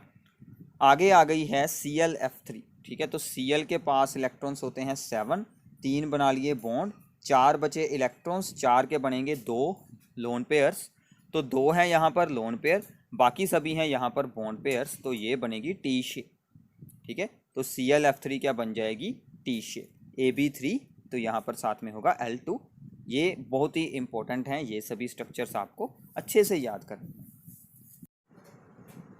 इसके बाद एग्जांपल है इसमें XeF2 की, ठीक है, ये बहुत इंपॉर्टेंट है। अब देखिए जीनोन के पास होते हैं 8 इलेक्ट्रॉन्स, ठीक है, तो फ्लोरीन 2 उसने बनाए बॉन्ड्स, तो 2 हो गया माइनस, बाकी के बचे 6, ठीक है। तो 6 के अकॉर्डिंग कितने लोन पेयर्स बनाएगा? 3 लोन पेयर। ये सभी सिंगल बॉन्डेड पर ईजिली अप्लाई हो जाते हैं। बाकी जो ओवरऑल एक फॉर्मूला होगा वो मैं आपको इसके आगे बताने वाला हूँ, ठीक है। तो 6 के बने 3 लोन पेयर प्लस 2 हैं बॉन्ड पेयर, टोटल हैं 5। तो हम 2 बॉन्ड पेयर्स को रखने वाले हैं एक्सियल पोजीशंस पर, और लोन पेयर्स को मैंने आपको बताया था ऑलवेज हमें रखना है इक्वेटोरियल पोजीशंस पर। तो इसकी ज्योमेट्री बनेगी लीनियर, ठीक है। तो ये काफ़ी इंपॉर्टेंट है जीनोन के कंपाउंड्स। नेक्स्ट है 6, जिसमें होंगे total electron pairs. Octahedral arrangement बनाएंगे। ऑक्टाहेड्रल में खासियत क्या होती है? सभी एंगल्स होते हैं ना यहाँ पर ना 90 डिग्री के, और सभी पोजीशंस यहाँ पर एक जैसी होती हैं। जैसे कि हमने ऊपर किया था राइगोनल बाईपिरामिडल में इक्वेटोरियल और एक्सियल 2 टाइप थी, यहाँ पर सभी इक्विवेलेंट हैं। तो अगर हुए 6 के 6 यहाँ पर बॉन्ड पेयर्स, तो बनेगी SF6 ऑक्टाहेड्रल। ये जो सब्सटेंस होता है SF6 ये काफ़ी इनर्ट होता है, इसकी जल्दी रिएक्शन नहीं हो पाती, ठीक है। अगली एग्जांपल है इसमें BrF5। तो Br के पास 7 इलेक्ट्रॉन, 5 बनाए उसने बॉन्ड, बाकी के बचे 2 इलेक्ट्रॉन, उसका बना एक लोन पेयर, एक लोन पेयर 5 बॉन्ड पेयर्स, तो ये बनेगी स्क्वायर पिरामिडल, ठीक है। नेक्स्ट इज द 4-2, यानी कि जीनोन का है 4 फ्लोराइड यानी कि XeF4। 8 इलेक्ट्रॉन्स थे, 4 फ्लोरीन के साथ सिंगल बॉन्ड बना के, और 4 बच गए। 4 के बने 2 लोन पेयर और 4 है बॉन्ड पेयर। दोनों लोन पेयर हमने ऐसे रख दिए हैं और 4 बॉन्ड पेयर से एक प्लेन में, सो स्क्वायर प्लेनर इसकी ज्योमेट्री बन जाएगी। ये AB4L2 टाइप का मॉलिक्यूल है। और लास्ट में है हमारे पास 7 इलेक्ट्रॉन पेयर्स के साथ AB7 IF7, जिसका के पेंटागोनल बाई पिरामिडल, एक प्लेन में होंगे 5 और 2 होंगे ऊपर नीचे, ठीक है। तो इनकी हाइब्रिडाइजेशन के साथ भी इनकी स्ट्रक्चर को, इनकी शेप्स को देखा जा सकता है, ठीक है, ज्योमेट्री को देखा जा सकता है, वो हम हाइब्रिडाइजेशन में एक्सप्लेन करेंगे। तो अब अगर आप लोग हाइब्रिडाइजेशन को डायरेक्टली सुनना चाहते हैं तो नीचे डिस्क्रिप्शन बॉक्स में आपको सभी टॉपिक्स के अकॉर्डिंग वहाँ पर अरेंजमेंट मिल जाएगा, तो आप वहाँ से सीधा उस टॉपिक को सुन सकते हैं। तो इसके बाद हमें कोई भी एग्जांपल दी हो, हम उस पर कौन सा फॉर्मूला अप्लाई करें ताकि हम उसकी शेप के बारे में जान सकें। तो सिंपल सा फॉर्मूला हमें सोल्व करना है total number of electron pairs. क्या करना है? हाफ ब्रैकेट में valence electrons of the central atom, जो सेंट्रल एटम होगा जैसे यहाँ पर है ना नाइट्रोजन, इसके 5 होंगे, plus number of those atoms which are singly bonded, जो सिर्फ सिंगल बॉन्ड बनाते हैं, डबल बिल्कुल नहीं बनाते। जैसे ऑक्सीजन तो डबल बनाता है, उसको नहीं लिखना, ठीक है। जो सिर्फ बनाते हैं सिंगल बॉन्ड्स, ठीक है, सिर्फ हमें वही ऐड करने हैं। साथ में हमें क्या करना है कि अगर उस पर हुआ पॉजिटिव चार्ज स्पेसिस पर, so minus the charge on the cation, and अगर हुआ अनायन तो plus the charge of the anion. इन सभी को जोड़कर उसको कर देना है half, that comes out to be the total number of electron pairs. तो सोल्व कर देखते हैं इसके लिए। नाइट्रोजन वैलेंस इलेक्ट्रॉन्स 5, तो हाइड्रोजन 2 लगे हैं, दोनों ही सिंगली बॉन्डेड होते हैं 2, प्लस एक ऊपर चार्ज है अनायन का, तो टोटल बना यहाँ पर 8/2 दैट इज़ 4। तो टोटल यहाँ पर इलेक्ट्रॉन पेयर्स इस कंपाउंड में कितने होंगे? 4 आएंगे, ठीक है। तो वो हम आगे बाद में यूज़ करने वाले हैं 4। अब देखिए कि इसमें कितने नंबर ऑफ बॉन्ड पेयर्स होंगे। तो बॉन्ड पेयर्स तो काफ़ी सिंपल है, जितने एटम्स उसके साथ जुड़े हैं, ठीक है, जितने एटम जुड़े हैं, मतलब हमें नंबर ऑफ सिंगल बॉन्ड्स को यहाँ पर काउंट करना होता है। तो इसके साथ कितने एटम जुड़े हैं? हाइड्रोजन 2 जुड़े हैं, तो 2 हो गया। और इन दोनों को हम अब कर देंगे सब्ट्रैक्ट करेंगे तो नंबर ऑफ लोन पेयर्स आ जाएंगे 2। अब देखिए ये कौन सी फॉर्म होगी, इसकी शेप क्या होगी? टोटल है 4, यानी कि AB2 bond pairs 2, lone pairs 2, AB2L2, जो कि वाटर के केस में थी। आपको इसीलिए मैंने कहा था कि उनको याद रखना है, उन्हीं से आपको शेप का पता चलेगा। तो वाटर की कौन सी शेप थी? बेंट शेप और एंगुलर शेप। इसकी भी वही बन जाएगी, बेंट और एंगुलर शेप, ठीक है। सो काफ़ी इजी है। एक और एग्जांपल करते हैं, second one, NO2 negative ion. NO के पास है 5, ऑक्सीजन बनाती है डबल बॉन्ड, ऑक्सीजन तो डबल बॉन्ड उसके बनाने के चांसेस है, तो उसका हम यहाँ पर 0 ऐड करेंगे, ठीक है। सिंगली बॉन्डेड कोई एटम नहीं है।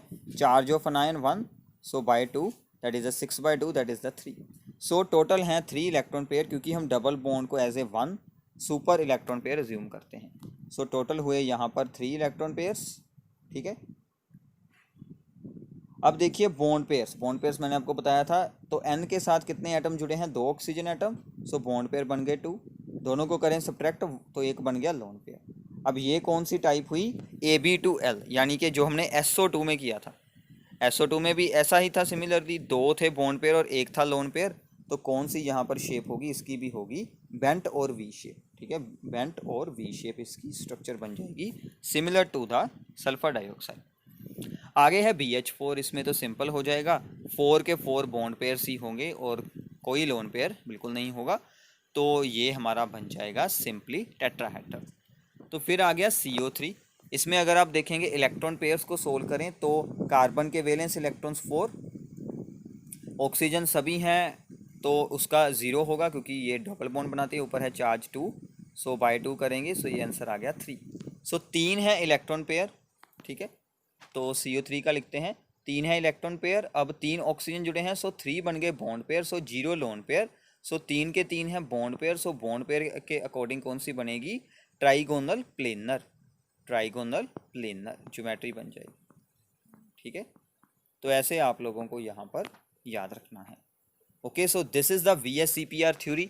इसके आगे के टॉपिक्स भी हम ऐसे ही साथ साथ में, आपका पूरा यूनिट इसमें होता रहेगा और इन सभी को आपको नोट्स बनाने हैं। अगर आपको कोई भी इसमें डाउट है तो वो आपको नीचे कमेंट बॉक्स में पूछना है। आपको वीडियो के बारे में अपने व्यूज़ बताने हैं कि आपको ये वीडियो कैसी लगी है, चाहे आपको अच्छी लगी हो चाहे आपको बुरी लगी हो, कोई भी इसमें आपको प्रॉब्लम आई हो वो आपको नीचे कमेंट बॉक्स में ज़रूर बताना है। तो आगे के टॉपिक्स को ऐसे ही स्टार्ट करते हैं। तो इसके बाद है हमारे पास इसमें रेजोनेंस।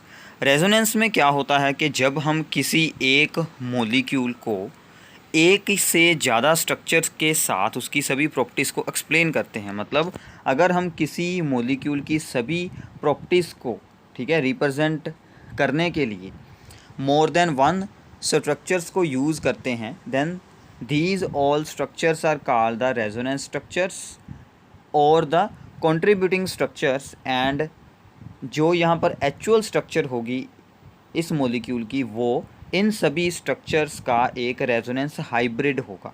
मतलब इन दोनों का एक हाइब्रिड, मतलब इन दोनों की एक कॉम्पोजिशन ही यहाँ पर ओजोन की जो यहाँ पर एक्चुअल स्ट्रक्चर हो सकती है, ठीक है।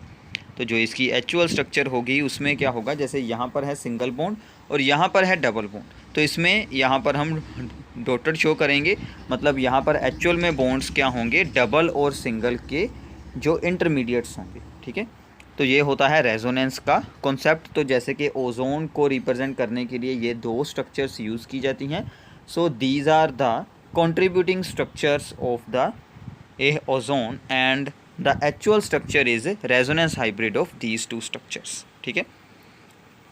सो रेजोनेंस के अकॉर्डिंग हम बहुत सारी और स्ट्रक्चर्स को भी बना सकते हैं, जैसे कि बेंजीन को इस स्ट्रक्चर एंड इस स्ट्रक्चर के साथ भी रिप्रेजेंट किया जाता है।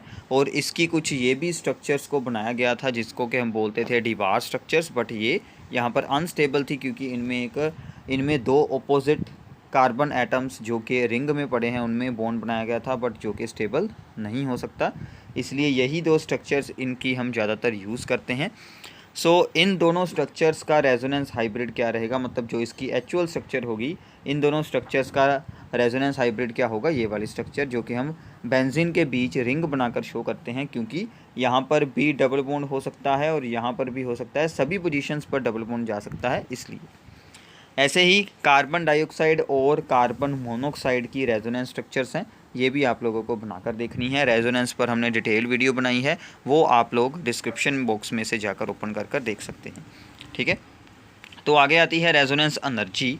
जो भी डिफरेंट रेजोनेंस स्ट्रक्चर्स होती हैं, ठीक है, उनमें से जो मोस्ट स्टेबल होगी, जो सबसे ज़्यादा स्टेबल होगी, उसकी एनर्जी सबसे लो होगी। उसकी एनर्जी और जो एक्चुअल स्ट्रक्चर है उसकी एनर्जी में जो डिफरेंस होगा that is called the resonance energy, ठीक है। और रेजोनेंस एनर्जी जितनी ज़्यादा होगी उतना ही मॉलिक्यूल ज़्यादा स्टेबल होगा। जितनी ज़्यादा हमारे पास कंट्रीब्यूटिंग स्ट्रक्चर्स होंगी उतनी ही रेजोनेंस एनर्जी हमारी हाई होगी, ठीक है। और अगर वहाँ पर चार्जेस की सेपरेशन ना हुई हो तो भी यहाँ पर रेजोनेंस जो एनर्जी है वो हाई रहती है। तो रेजोनेंस स्ट्रक्चर्स में जो स्ट्रक्चर्स बनती हैं अलग अलग, उनकी कंट्रीब्यूशन के बारे में जानने के लिए आपको ऑर्गेनिक केमिस्ट्री की वीडियो है उसको देखना होगा, जिसमें कि हमने ऑर्गेनिक रिएक्शन मैकेनिज़्म के सभी बेसिक कॉन्सेप्ट्स विद रेजोनेंस को एक्सप्लेन किया है। वो भी वीडियो आपको नीचे डिस्क्रिप्शन बॉक्स में मिल जाएगी, ठीक है। तो इसके बाद है हमारे पास topic that is the polarity of a bond. अगर जो दो एटम्स ने आपस में कोवलेंट बॉन्ड बनाया है, जो उनमें से मोर इलेक्ट्रोनेगेटिव होगा उस पर आ जाएगा पार्शियल नेगेटिव चार्ज, और जिसकी इलेक्ट्रोनेगेटिविटी लो होगी उस पर आ जाएगा पार्शियल पॉजिटिव चार्ज, ठीक है। तो ऐसे हमारे पास बन जाते हैं पोलर मॉलिक्यूल्स, क्योंकि यहाँ पर दो पोल्स बन चुके हैं, दोनों पर ऑपोजिटली चार्ज हैं, ठीक है, और सेम चार्ज है। तो ऐसे बनते हैं हमारे पास पोलर कोवलेंट कंपाउंड्स और द पोलर मॉलिक्यूल्स। तो जहाँ पर भी पोल्स बन जाते हैं, मतलब दो ऑपोजिटली चार्ज को हमने सेपरेट किया होता है, वहाँ पर आ जाती है और उसे हम बोलते हैं इलेक्ट्रिकल डाइपोल, एंड उसकी हम सोल्व कर सकते हैं डाइपोल मोमेंट। तो डाइपोल मोमेंट को हमने कैसे सोल्व करना है, सिंपल सा फॉर्मूला है charge into distance of the separation. आप लोगों ने फिजिक्स में भी रीड करना है इसके बारे में आगे। तो charge into distance of the separation मतलब कि charge into the bond length, जो इसके बॉन्ड की लेंथ होगी उसके साथ मल्टीप्लाई करवा देंगे। So charge into distance of the separation gives us the dipole moment, जिसका के सिंबल है म्यू। यूनिट्स हैं इसकी डिबे, ठीक है। तो 1 debye is equals to 10⁻⁻18 ESU। ESU होते हैं इलेक्ट्रोस्टैटिक यूनिट्स ऑफ चार्ज, या फिर 3.3356 इंटू 10⁻⁻30 कूलम मीटर। ये क्या है, coulomb metre, it is not centimetre, coulomb metre, charge into distance, ठीक है। तो आगे चलते हैं, आगे है इसमें इसकी कुछ एग्जांपल्स, जैसे कि CO2 है। तो CO2 में अगर हम ध्यान से देखें तो CO2 की स्ट्रक्चर क्या होती है, लीनियर। ये हमें डाइपोल मोमेंट से भी कंफर्म हो जाता है, क्योंकि इसकी डाइपोल मोमेंट 0 आ रही है। वो क्यों आ रही है, क्योंकि दोनों साइड पर ऑक्सीजन एटम है जिसकी के इलेक्ट्रोनेगेटिविटी हाई है। दोनों साइड पर ऑपोजिट होने के साथ एक बात आप लोगों को याद रखनी है कि डाइपोल मोमेंट की डायरेक्शन जो होती है वो ऑलवेज पॉजिटिव चार्ज इस साइड पर आएगा हाइड्रोजन पर, टू नेगेटिव चार्ज होती है, मतलब यहाँ से इस साइड को होती है, मतलब low electronegative to high electronegative atom, ठीक है। तो यहाँ पर कार्बन है लो इलेक्ट्रोनेगेटिव, ऑक्सीजन है हाई इलेक्ट्रोनेगेटिव, तो कार्बन टू ऑक्सीजन इसकी डायरेक्शन रहेगी डाइपोल मोमेंट की, दोनों तरफ, दोनों ऑपोजिट हो गए, 180 डिग्री का एंगल है, तो ओवरऑल बन गया 0, ठीक है। ऐसे ही है वाटर, ठीक है। तो वाटर में ऑक्सीजन की इलेक्ट्रोनेगेटिविटी ज़्यादा है तो उसकी तरफ होगी डाइपोल मोमेंट की डायरेक्शन, दोनों हाइड्रोजन से, ठीक है। तो इसका रिजल्टेंट ओवरऑल ये दोनों ऐड हो जाएंगी, एक ऐसे है और दूसरी ऐसे है, तो रिजल्टेंट हमें इस साइड को मिल जाएगा। सो दिस इज़ द रिजल्टेंट, 1.85 डिबे इसकी रिजल्टेंट डाइपोल मोमेंट मिल जाएगी। ऐसे ही BF3 में भी आप लोग देख सकते हैं 0 होती है, क्योंकि सभी ऑपोजिट हैं। और ऐसे ही है यहाँ पर NH3, तो जो यहाँ पर लोन पेयर होता है उससे ऑलवेज जो यहाँ पर जो डाइपोल मोमेंट की डायरेक्शन आउटवर्ड होती है, तो एक तो ऐसे थी लोन पेयर की और बाकी सभी भी नाइट्रोजन की ओर हैं, तो इसलिए सभी एड अप होकर एक ओवरऑल रिजल्टेंट हमें मिल जाएगा, 1.47 डिबे डाइपोल मोमेंट बन जाएगी। तो डाइपोल मोमेंट हमारी स्ट्रक्चर डिटर्मिनेशन में बहुत ही यहाँ पर यूज़फुल रहती है, और इसके साथ हम सिस फॉर्म है, ट्रांस फॉर्म है, या फिर पैरा आइसोमर है, या फिर ऑर्थो आइसोमर्स हैं, इसके बारे में हम पूरी इन्फॉर्मेशन देख सकते हैं, ठीक है। तो ये चीज़ें आप लोग जो है ऑर्गेनिक केमिस्ट्री में भी रीड करने वाले हैं, ओके।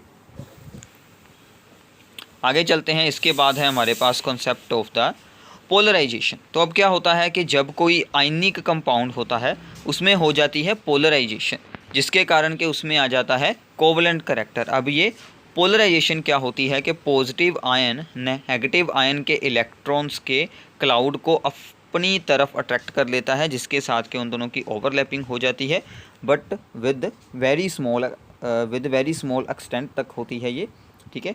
तो जिसके कारण के इस नेगेटिव आयन का इलेक्ट्रॉन क्लाउड डिस्टोर्ट हो जाता है, इसको हम बोलते हैं पोलराइजेशन। मतलब आयनिक बॉन्ड में स्लाइटली कोवलेंट करैक्टर आता है ड्यू टू द पोलराइजेशन। तो पोलराइजेशन का मतलब क्या है कि नेगेटिव चार्ज का इलेक्ट्रॉन क्लाउड है वो पोलराइज हो चुका है पॉजिटिव आयन की ओर, तो उनकी ओवरलैपिंग होती है, तो इसे हम बोलते हैं पोलराइजेशन। तो जितनी ज़्यादा पोलराइजिंग पावर होगी पॉजिटिव आयन की, या फिर आप कह सकते हैं कि पोलराइजेशन होगी, उतना ज़्यादा ही यहाँ पर कोवलेंट करैक्टर आ जाएगा। तो ये जो पोलराइजेशन होती है ये डिपेंड करती है power of the cation to polarize, ठीक है ना, कटायन की पावर पर और इसकी ससेप्टेबिलिटी पर। तो अनायन पर उसकी अट्रैक्शन का कितना अफेक्ट होता है, that is the susceptibility of the anion to get polarized. तो इन दोनों फैक्टर्स पर ये डिपेंड करती है। हमें फजान रूल्स ने इसके बारे में बताया कि अगर ये सभी कंडीशंस होंगी तो पोलराइजेशन का एक्सटेंट काफ़ी हाई होगा, तो कोवलेंट करैक्टर इंक्रीज़ करेगा। कौन सी बातें हैं ये आप लोगों को ध्यान से याद रखनी है। Fajans rules, small size of the cation, cation का साइज़ छोटा होना चाहिए, जितना छोटा होगा ठीक है उतनी ही वहाँ पर डिस्टेंस जो है वो डिक्रीज़ हो जाएगी पॉजिटिव और नेगेटिव आयन में, तो उतना ही पॉजिटिव चार्ज नेगेटिव चार्ज को अपनी ओर अट्रैक्ट कर पाएगा, ठीक है। सो इलेक्ट्रॉन डेंसिटी भी इसके साथ इंक्रीज़ हो जाती है। So small size of the cation, positive ion का साइज़ छोटा होना चाहिए। जैसे कि लिथियम और अगर हम सोडियम को करेंगे कंपेयर, तो लिथियम वाले कंपाउंड्स में कोवलेंट करैक्टर का अमाउंट हमें ज़्यादा देखने को मिलेगा, ठीक है। तो ऐसे ही है लार्ज साइज़ ऑफ अनायन, अनायन का साइज़ होना चाहिए बड़ा ताकि वो जल्दी से पोलराइज हो जाए, ठीक है। सो जैसे कि अगर हम आयोडीन और ब्रोमीन या फिर क्लोरीन को करेंगे कंपेयर, तो आयोडीन जल्दी हो जाएगा क्योंकि उसका साइज़ बड़ा है, तो उसमें कोवलेंट करैक्टर ज़्यादा होगा। Large charge on the cation and अनायन, cation and अनायन दोनों पर ही चार्ज का अमाउंट भी ज़्यादा होना चाहिए। अगर हम यहाँ पर कंपेयर करते हैं Ca2 पॉजिटिव, कैल्शियम और सोडियम पॉजिटिव को, तो CO2 पॉजिटिव वाले कंपाउंड में ज़्यादा कोवलेंट करैक्टर होगा। तो आपको कोवलेंट करैक्टर के बारे में ही पूछा जाएगा। कोवलेंट करैक्टर ज़्यादा होने के लिए अनायन का साइज़ होना चाहिए बड़ा, कटायन का साइज़ होना चाहिए छोटा, और साथ में दोनों पर हाई चार्ज होना चाहिए। ऐसे ही है इसमें फोर्थ पॉइंट, इलेक्ट्रॉनिक कन्फिगरेशन। अगर इलेक्ट्रॉनिक कन्फिगरेशन में डी ऑर्बिटल्स फिल हो चुके हैं, अगर डी ऑर्बिटल्स फिल हो चुके हैं तो वहाँ पर क्या होगा, इफेक्टिव न्यूक्लियर चार्ज इंक्रीज़ हो जाएगा, ठीक है ना। कटायन के केस में पॉजिटिव आयन के अगर डी ऑर्बिटल फिल हैं तो उसमें इफेक्टिव न्यूक्लियर चार्ज इंक्रीज़ होगा, क्योंकि डी इलेक्ट्रॉन्स का पुअर शील्डिंग इफेक्ट होता है, तो वो अपनी पॉजिटिव फील्ड को बाहर वाले इलेक्ट्रॉन्स के क्लाउड पर ज़्यादा इफेक्टिवली वहाँ पर अपना इफेक्ट दिखाएगा, तो यहाँ पर पोलराइजेशन इंक्रीज़ हो जाएगी। तो ये सभी 4 फैक्टर्स हमें याद रखने हैं फजान रूल्स के अंडर, जिसके साथ के आप लोग कोवलेंट करैक्टर के बारे में जानकारी ले सकते हैं। सो नाउ अब है हमारे पास वैलेंस बॉन्ड थ्योरी। इसने हमें क्या बताया कि जो 2 एटम्स आपस में बॉन्ड्स बनाएंगे, ठीक है, उनके जो इलेक्ट्रॉन्स होंगे और जो उनके न्यूक्लियस होंगे, उनमें जो अट्रैक्टिव फोर्सेस आ जाएंगी, उन्हीं के होने के कारण उनमें बॉन्ड बनता है। तो वैलेंस बॉन्ड थ्योरी ने इसके बाद में क्या किया कि ऑर्बिटल्स की ओवरलैपिंग के कॉन्सेप्ट को इसमें जोड़ा गया, जिसके साथ उसने हमें एक्सप्लेन किया कि जो भी वैलेंस शेल के ऑर्बिटल्स हैं, ठीक है, वो दूसरे एटम के ऑर्बिटल्स के साथ ओवरलैप होकर बॉन्ड्स बनाते हैं, ठीक है। तो इसकी 2 फॉर्म्स हैं। सबसे पहली फॉर्म के अकॉर्डिंग हम एक एग्जांपल एक्सप्लेन करते हैं हाइड्रोजन की, जिसमें कि इसने अट्रैक्टिव फोर्सेस के बारे में हमें बताया है। तो मान लीजिए यहाँ पर हाइड्रोजन एटम में हाइड्रोजन मॉलिक्यूल में 2 हाइड्रोजन एटम होते हैं। एक है हमारा ए एटम, एक है हमारा बी एटम, ये है दोनों के न्यूक्लियस, और ये है एक इलेक्ट्रॉन ए का और एक इलेक्ट्रॉन बी का, क्योंकि दोनों हाइड्रोजन्स के पास एक एक इलेक्ट्रॉन होता है। अब यहाँ पर 4 अट्रैक्टिव फोर्सेस हैं। कौन कौन सी हैं? इस हाइड्रोजन और इस ई मतलब इस इलेक्ट्रॉन में, बाद में इस जो यहाँ पर न्यूक्लियस है और इस इलेक्ट्रॉन में H A and E B में, बाद में ऐसे ही एच बी और ई ए में और एच बी और ई बी में, ऐसे 4 अट्रैक्टिव फोर्सेस यहाँ पर बनती हैं टोटल में। अगर हम यहाँ पर रिपल्सिव फोर्सेस को देखें तो सेम चार्जेस में ही होंगी, तो वो है only 2। So now attractive forces are more than the repulsive forces, मतलब अट्रैक्शन यहाँ पर स्ट्रॉन्ग रहेगी, इसी के कारण ही हाइड्रोजन मॉलिक्यूल स्टेबल रहता है।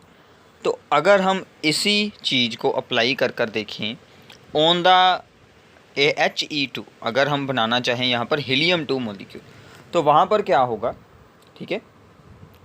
तो वहाँ पर there are only 4 new attractive forces and 5 new repulsive forces. वहाँ पर रिपल्सिव फोर्सेस ज़्यादा बनती हैं दैन द अट्रैक्टिव फोर्सेस। इस साइड पर अट्रैक्टिव फोर्सेस हैं, ये है हमारे पास हीलियम का एक न्यूक्लियस, ये है हीलियम का दूसरा न्यूक्लियस, दोनों के दो यहाँ पर इलेक्ट्रॉन्स हैं। तो इनमें हमने यहाँ पर बनाकर देखी हैं अट्रैक्टिव और रिपल्सिव फोर्सेस, तो रिपल्शन ज़्यादा है, इसीलिए हीलियम जो He2 मॉलिक्यूल नहीं बनता। वैसे भी ये नोबल गैस होती है तो ये नहीं बनता, ठीक है। तो ये बात आप लोगों को याद रखनी है। अब अट्रैक्टिव और रिपल्सिव फोर्सेस को देखना बहुत ही मुश्किल हो जाता है जब 2 से ज़्यादा इलेक्ट्रॉन्स आ जाते हैं, तो इसलिए हम अपना न्यू कॉन्सेप्ट यूज़ करेंगे ऑर्बिटल ओवरलैपिंग को, उसको यूज़ कर कर हम यहाँ पर बॉन्ड फॉर्मेशन को एक्सप्लेन करेंगे। उसके अंडर हमारे पास आता है कॉन्सेप्ट ऑफ द हाइब्रिडाइजेशन। इससे पहले आप लोग ये देख लीजिए कि एक होती है हेड टू हेड ओवरलैपिंग, जैसे कि ये s ऑर्बिटल्स की हो गई, या फिर ऐसे 2 p ऑर्बिटल्स की हो सकती हैं। एक होती है ऐसे हेड टू हेड ओवरलैपिंग, ठीक है। तो इसमें कौन सा बॉन्ड बनता है, that is the sigma bond. एक होती है यहाँ पर साइड वाइज ओवरलैपिंग, ठीक है। तो साइड वाइज ओवरलैपिंग में कौन सा बॉन्ड बनता है, that is the pi bond. ये हुई है साइड वाइज ओवरलैपिंग, तो इसमें कौन सा बॉन्ड बनता है, पाई बॉन्ड। तो सबसे पहले फॉर्म होगा सिग्मा, अगर सिग्मा होगा तो ही बाद में पाई बॉन्ड बन सकता है, डायरेक्टली पाई बॉन्ड बिल्कुल नहीं बनता। और पाई बॉन्ड अनहाइब्रिडाइज्ड ऑर्बिटल्स बनाते हैं, और जो हाइब्रिडाइज्ड ऑर्बिटल आगे हम रीड करेंगे वो बनाते हैं सिग्मा बॉन्ड्स, ठीक है। तो पाई बॉन्ड यानी कि डबल बॉन्ड वाला जो दूसरा बॉन्ड होता है, या फिर ट्रिपल बॉन्ड में जो एक बॉन्ड को छोड़कर दूसरे दोनों बॉन्ड्स होते हैं, वो सभी पाई बॉन्ड्स होते हैं, ठीक है। अब हम एक्सप्लेन करते हैं वैलेंस बॉन्ड थ्योरी के अंडर है हमारे पास कॉन्सेप्ट ऑफ द हाइब्रिडाइजेशन। तो हाइब्रिडाइजेशन हमें बेसिकली क्या बताती है कि जो किसी भी एटम के ऑर्बिटल्स होते हैं वैलेंस शेल के, जिनकी स्लाइटली डिफरेंट एनर्जीज़ हों, वो आपस में इंटरमिक्स हो जाते हैं to redistribute their energies, and उसके बाद वो एक न्यू सेट ऑफ ऑर्बिटल्स को जनरेट करते हैं जो कि equivalent in energy and shape होते हैं। जिनकी एनर्जी और शेप इक्विवेलेंट होती है वो बाद में वो बनाते हैं, इनको हम बोलते हैं हाइब्रिड ऑर्बिटल्स, ठीक है। तो सिंपल सी बात है कि जो भी ऑर्बिटल्स होंगे जिनकी एनर्जीज़ आलमोस्ट एक जैसी होंगी, ठीक है, सिमिलर एनर्जीज़ होंगी, वो अपनी एनर्जीज़ को रीडिस्ट्रीब्यूट करेंगे और बाद में न्यू सेट ऑफ ऑर्बिटल्स बनाएंगे जो कि सेम शेप और इक्विवेलेंट एनर्जी के होंगे। जितने ऑर्बिटल्स जुड़ेंगे, ठीक है, उतने ही हाइब्रिडाइज्ड ऑर्बिटल न्यू बनेंगे। अगर 2 जुड़े हैं तो 2 बनेंगे, 3 जुड़े हैं 3 बनेंगे, ठीक है। और hybrid orbitals are equivalent in energy and shape. Hybrid orbitals are more effective in the bonding, इनके बॉन्ड्स ज़्यादा स्ट्रॉन्ग बनते हैं than the pure atomic orbitals, और ये स्पेस में डायरेक्टेड होते हैं into the specific directions, so जिसके साथ के ज्योमेट्री ऑफ द मॉलिक्यूल बन जाती है। तो इसके साथ हम ज्योमेट्री ऑफ मॉलिक्यूल भी एक्सप्लेन कर पाते हैं, ठीक है। So now conditions for the hybridization. तो हाइब्रिडाइजेशन के लिए कंडीशंस क्या रहने वाली हैं कि ओनली वैलेंस शेल ऑर्बिटल्स जो हैं वही हाइब्रिडाइजेशन में पार्ट लेते हैं, ठीक है। Orbitals should have small difference in energy, उनकी एनर्जी का डिफरेंस स्मॉल होना चाहिए। और promotion of electron is not essential, किसी भी सबशेल या फिर ऑर्बिटल में से इलेक्ट्रॉन का किसी आगे के ऑर्बिटल में प्रमोट होना ज़रूरी बिल्कुल नहीं है। तो फील्ड ऑर्बिटल्स भी हाइब्रिडाइजेशन में पार्ट ले सकते हैं along with half field orbitals. Half field तो ऑलवेज पार्ट लेते हैं क्योंकि वही बॉन्ड बनाएंगे। फील्ड ऑर्बिटल भी हाइब्रिडाइजेशन में पार्ट लेकर एज ए लोन पेयर वहाँ पर प्रेजेंट रह सकते हैं हाइब्रिडाइज्ड ऑर्बिटल में। तो अब हम एग्जांपल्स पर आते हैं। टाइप्स ऑफ हाइब्रिडाइजेशन सबसे पहले हम यहाँ पर एक्सप्लेन करते हैं। सबसे पहली टाइप है दैट इज़ sp हाइब्रिडाइजेशन। नाम से ही आपको यहाँ से आइडिया हो जाएगा, s और p, एक s और एक p ऑर्बिटल आपस में जुड़ेंगे, ये है एक s और एक है p। आप कोई भी px, py, pz कोई भी यूज़ कर सकते हैं। दोनों एक दूसरे के ऊपर मतलब एक दूसरे के साथ इंटरमिक्स हो जाएंगे, एक दूसरे के ऊपर इनको रख कर देखें तो आपको अंडरस्टैंडिंग हो जाएगी। तो यहाँ से ये 2 न्यू sp हाइब्रिड ऑर्बिटल्स बनेंगे। ये 2 ऑर्बिटल्स हैं, इसमें बहुत सारे स्टूडेंट्स को कन्फ्यूज़न होती है। तो हाइब्रिड ऑर्बिटल एक ऐसा होता है, एक उसका होता है बड़ा लोब और दूसरा होता है उसमें छोटा लोब। ये एक ऑर्बिटल है, एक हाइब्रिड ऑर्बिटल है। और दूसरा हाइब्रिड ऑर्बिटल ऐसे बन गया यहाँ से, ठीक है।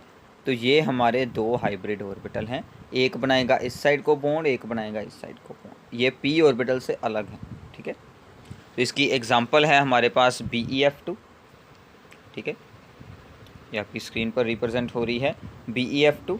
पहले हमने बेरिलियम फ्लोराइड है, तो पहले हमने बेरिलियम में sp हाइब्रिडाइज्ड ऑर्बिटल्स बना लिए 2। क्यों बने हैं? क्योंकि उसकी इलेक्ट्रॉनिक कन्फिगरेशन होती है 2s2, तो एक इलेक्ट्रॉन एक्साइट होकर 2p में आ जाएगा। अब दो हाफ फिल्ड ऑर्बिटल्स हैं, वो आगे बॉन्ड्स बनाएंगे। अब एक साइड पर फ्लोरीन और एक साइड पर फ्लोरीन के 2p ऑर्बिटल्स इन sp हाइब्रिडाइज्ड ऑर्बिटल्स के साथ ओवरलैप हो रहे हैं और इसकी शेप कौन सी बन जाएगी? लीनियर, ठीक है। ऐसे ही हम sp2 हाइब्रिडाइजेशन को एक्सप्लेन कर सकते हैं। यहाँ पर कौन सी शेप बनती है? तो यहाँ पर शेप बनती है हमारे पास राइगोनल प्लेनर, एक s और दो p ऑर्बिटल्स जुड़कर टोटल न्यू कितने बनते हैं? 3 ऑर्बिटल्स, जिनमें के एंगल होता है 120 डिग्री का, 120 डिग्री का, ठीक है। BCl3 इसकी एग्जांपल रहेगी, दिस वन। तो 2s2 2p1, तो एक इलेक्ट्रॉन एक्साइट होकर आगे चला जाएगा, सो sp2 हाइब्रिडाइजेशन होगी। तो ये इसके ऑर्बिटल्स हैं और इनके साथ एक एक Cl एटम हम यहाँ पर जो है वो बॉन्ड्स बनाएगा, मतलब कि ओवरलैपिंग कर लेगा आकर, ठीक है। तो प्लीज़ आप लोगों को ये सभी एग्जांपल्स को सोल्व कर देखना है। अगर आपके पास अभी भी टाइम है, अगर आपके पास बहुत, तो प्लीज़ हाइब्रिडाइजेशन को सोल्व करें। मैंने इसकी डिटेल वीडियो अलग बनाई हुई है, तो आप लोग उसे भी सुन सकते हैं, ठीक है। तो ऐसे आपके पास sp3 हाइब्रिडाइजेशन की यहाँ पर एग्जांपल्स हैं। तो sp3 में 4 बनेंगे न्यू, शेप कौन सी बनेगी यहाँ पर? टेट्राहेड्रल। इसकी एग्जांपल्स कौन कौन सी हैं? CH4 है, NH3 है या फिर H2O है। और NH3 और H2O में क्या होता है कि लोन पेयर्स भी प्रेजेंट होते हैं, ठीक है। उनकी एग्जांपल मैं आपको दिखाता हूँ। ये रहे NH3, इसमें एक S में क्या रहेगा? लोन पेयर, तो वो यहाँ पर भी एक हाइब्रिडाइज्ड ऑर्बिटल में रख दिया जाएगा। ऐसे ही वाटर में 2 लोन पेयर होंगे ऑक्सीजन के पास, तो वो दोनों ही हाइब्रिड ऑर्बिटल्स में रख दिए जाएंगे और शेप कौन सी रह जाएगी? एंगुलर या फिर वी शेप, ठीक है। सो ऐसे ही d ऑर्बिटल्स वाली हाइब्रिडाइजेशन हो सकती है, जैसे कि sp3d, ठीक है। इसमें कौन से ऑर्बिटल यूज़ होते हैं? 3d orbitals are comparable in energy to the 3s and the 3p orbitals, जो कि थर्ड शेल में होते हैं, तो ये भी हाइब्रिडाइजेशन में यूज़ हो जाते हैं। जैसे कि PCl5 में फॉस्फोरस की हाइब्रिडाइजेशन स्टेट है sp3d। अब देखिए टोटल कितने ऑर्बिटल्स हैं? एक s वाला, 3 p वाले और एक d वाला, टोटल हो गए हमारे पास 5। तो ऐसे आप यहाँ से देख सकते हैं ईजिली, ठीक है। तो 5 के अकॉर्डिंग हमारी शेप कौन सी बनती है? राइगोनल बाईपिरामिडल शेप। ये हमने ऑलरेडी VSCPR में भी आपने रीड की थी, वही सभी शेप्स होंगी। ऐसे ही आप आगे ऑक्टाहेड्रल ज्योमेट्री के लिए भी देख सकते हैं, और आगे ऐसे ही 7 बॉन्ड्स के लिए भी हो सकता है। ये दोनों टाइप्स आप लोगों को अब खुद रीड करनी है, ठीक है। बिल्कुल सिंपल सी टाइप्स हैं ये। ऐसे एक और टाइप होती है हाइब्रिडाइजेशन की, that is the DsP2 hybridisation. ये बनती है मोस्टली कोऑर्डिनेशन कॉम्प्लेक्सेस में, जिनमें के स्क्वायर प्लेनर कॉम्प्लेक्सेस बनते हैं, ठीक है। तो आप अगले साल क्लास 12th में इनके बारे में रीड करेंगे। कोऑर्डिनेशन कंपाउंड्स होते हैं जो कि किसी मेटल जो आयन के साथ कोऑर्डिनेट बॉन्ड बनाकर फॉर्म हो जाते हैं, ठीक है। तो इसकी एक एग्जांपल है, निकल के साथ जुड़े हैं CN4, तो ये हमारे पास होता है कोऑर्डिनेशन कंपाउंड, ठीक है। तो इसमें इलेक्ट्रॉन्स जो हैं वो यहाँ पर थे, तो Ni2 पॉजिटिव में ये उसकी इलेक्ट्रॉनिक कन्फिगरेशन थी। तो यहाँ पर क्या हुआ? ये एक इलेक्ट्रॉन इसके साथ ही पेयर अप हो गया, तो यहाँ पर d ऑर्बिटल एम्प्टी बना दिया, उसमें जुड़ गए आके Cn नेगेटिव आयंस, ठीक है। तो ऐसी इसकी बहुत सारी एग्जांपल्स हो सकती हैं, ओके। तो इसके साथ आप लोगों को एक फॉर्मूला, जो कि मैंने अलग से वीडियो में समझाया है, कि आपको एक एक्स फैक्टर निकालना होता है, जिसकी हेल्प के साथ आप ये प्रेडिक्ट कर सकते हैं कि उस एटम की या उस एटम की हाइब्रिडाइजेशन स्टेट क्या है। तो ये बहुत ही इंपॉर्टेंट फार्मूला है, इसकी वीडियो भी आपको डिस्क्रिप्शन बॉक्स में मिल जाएगी। प्लीज़ आप लोगों को उसे ज़रूर सुनना है यहाँ पर, ठीक है।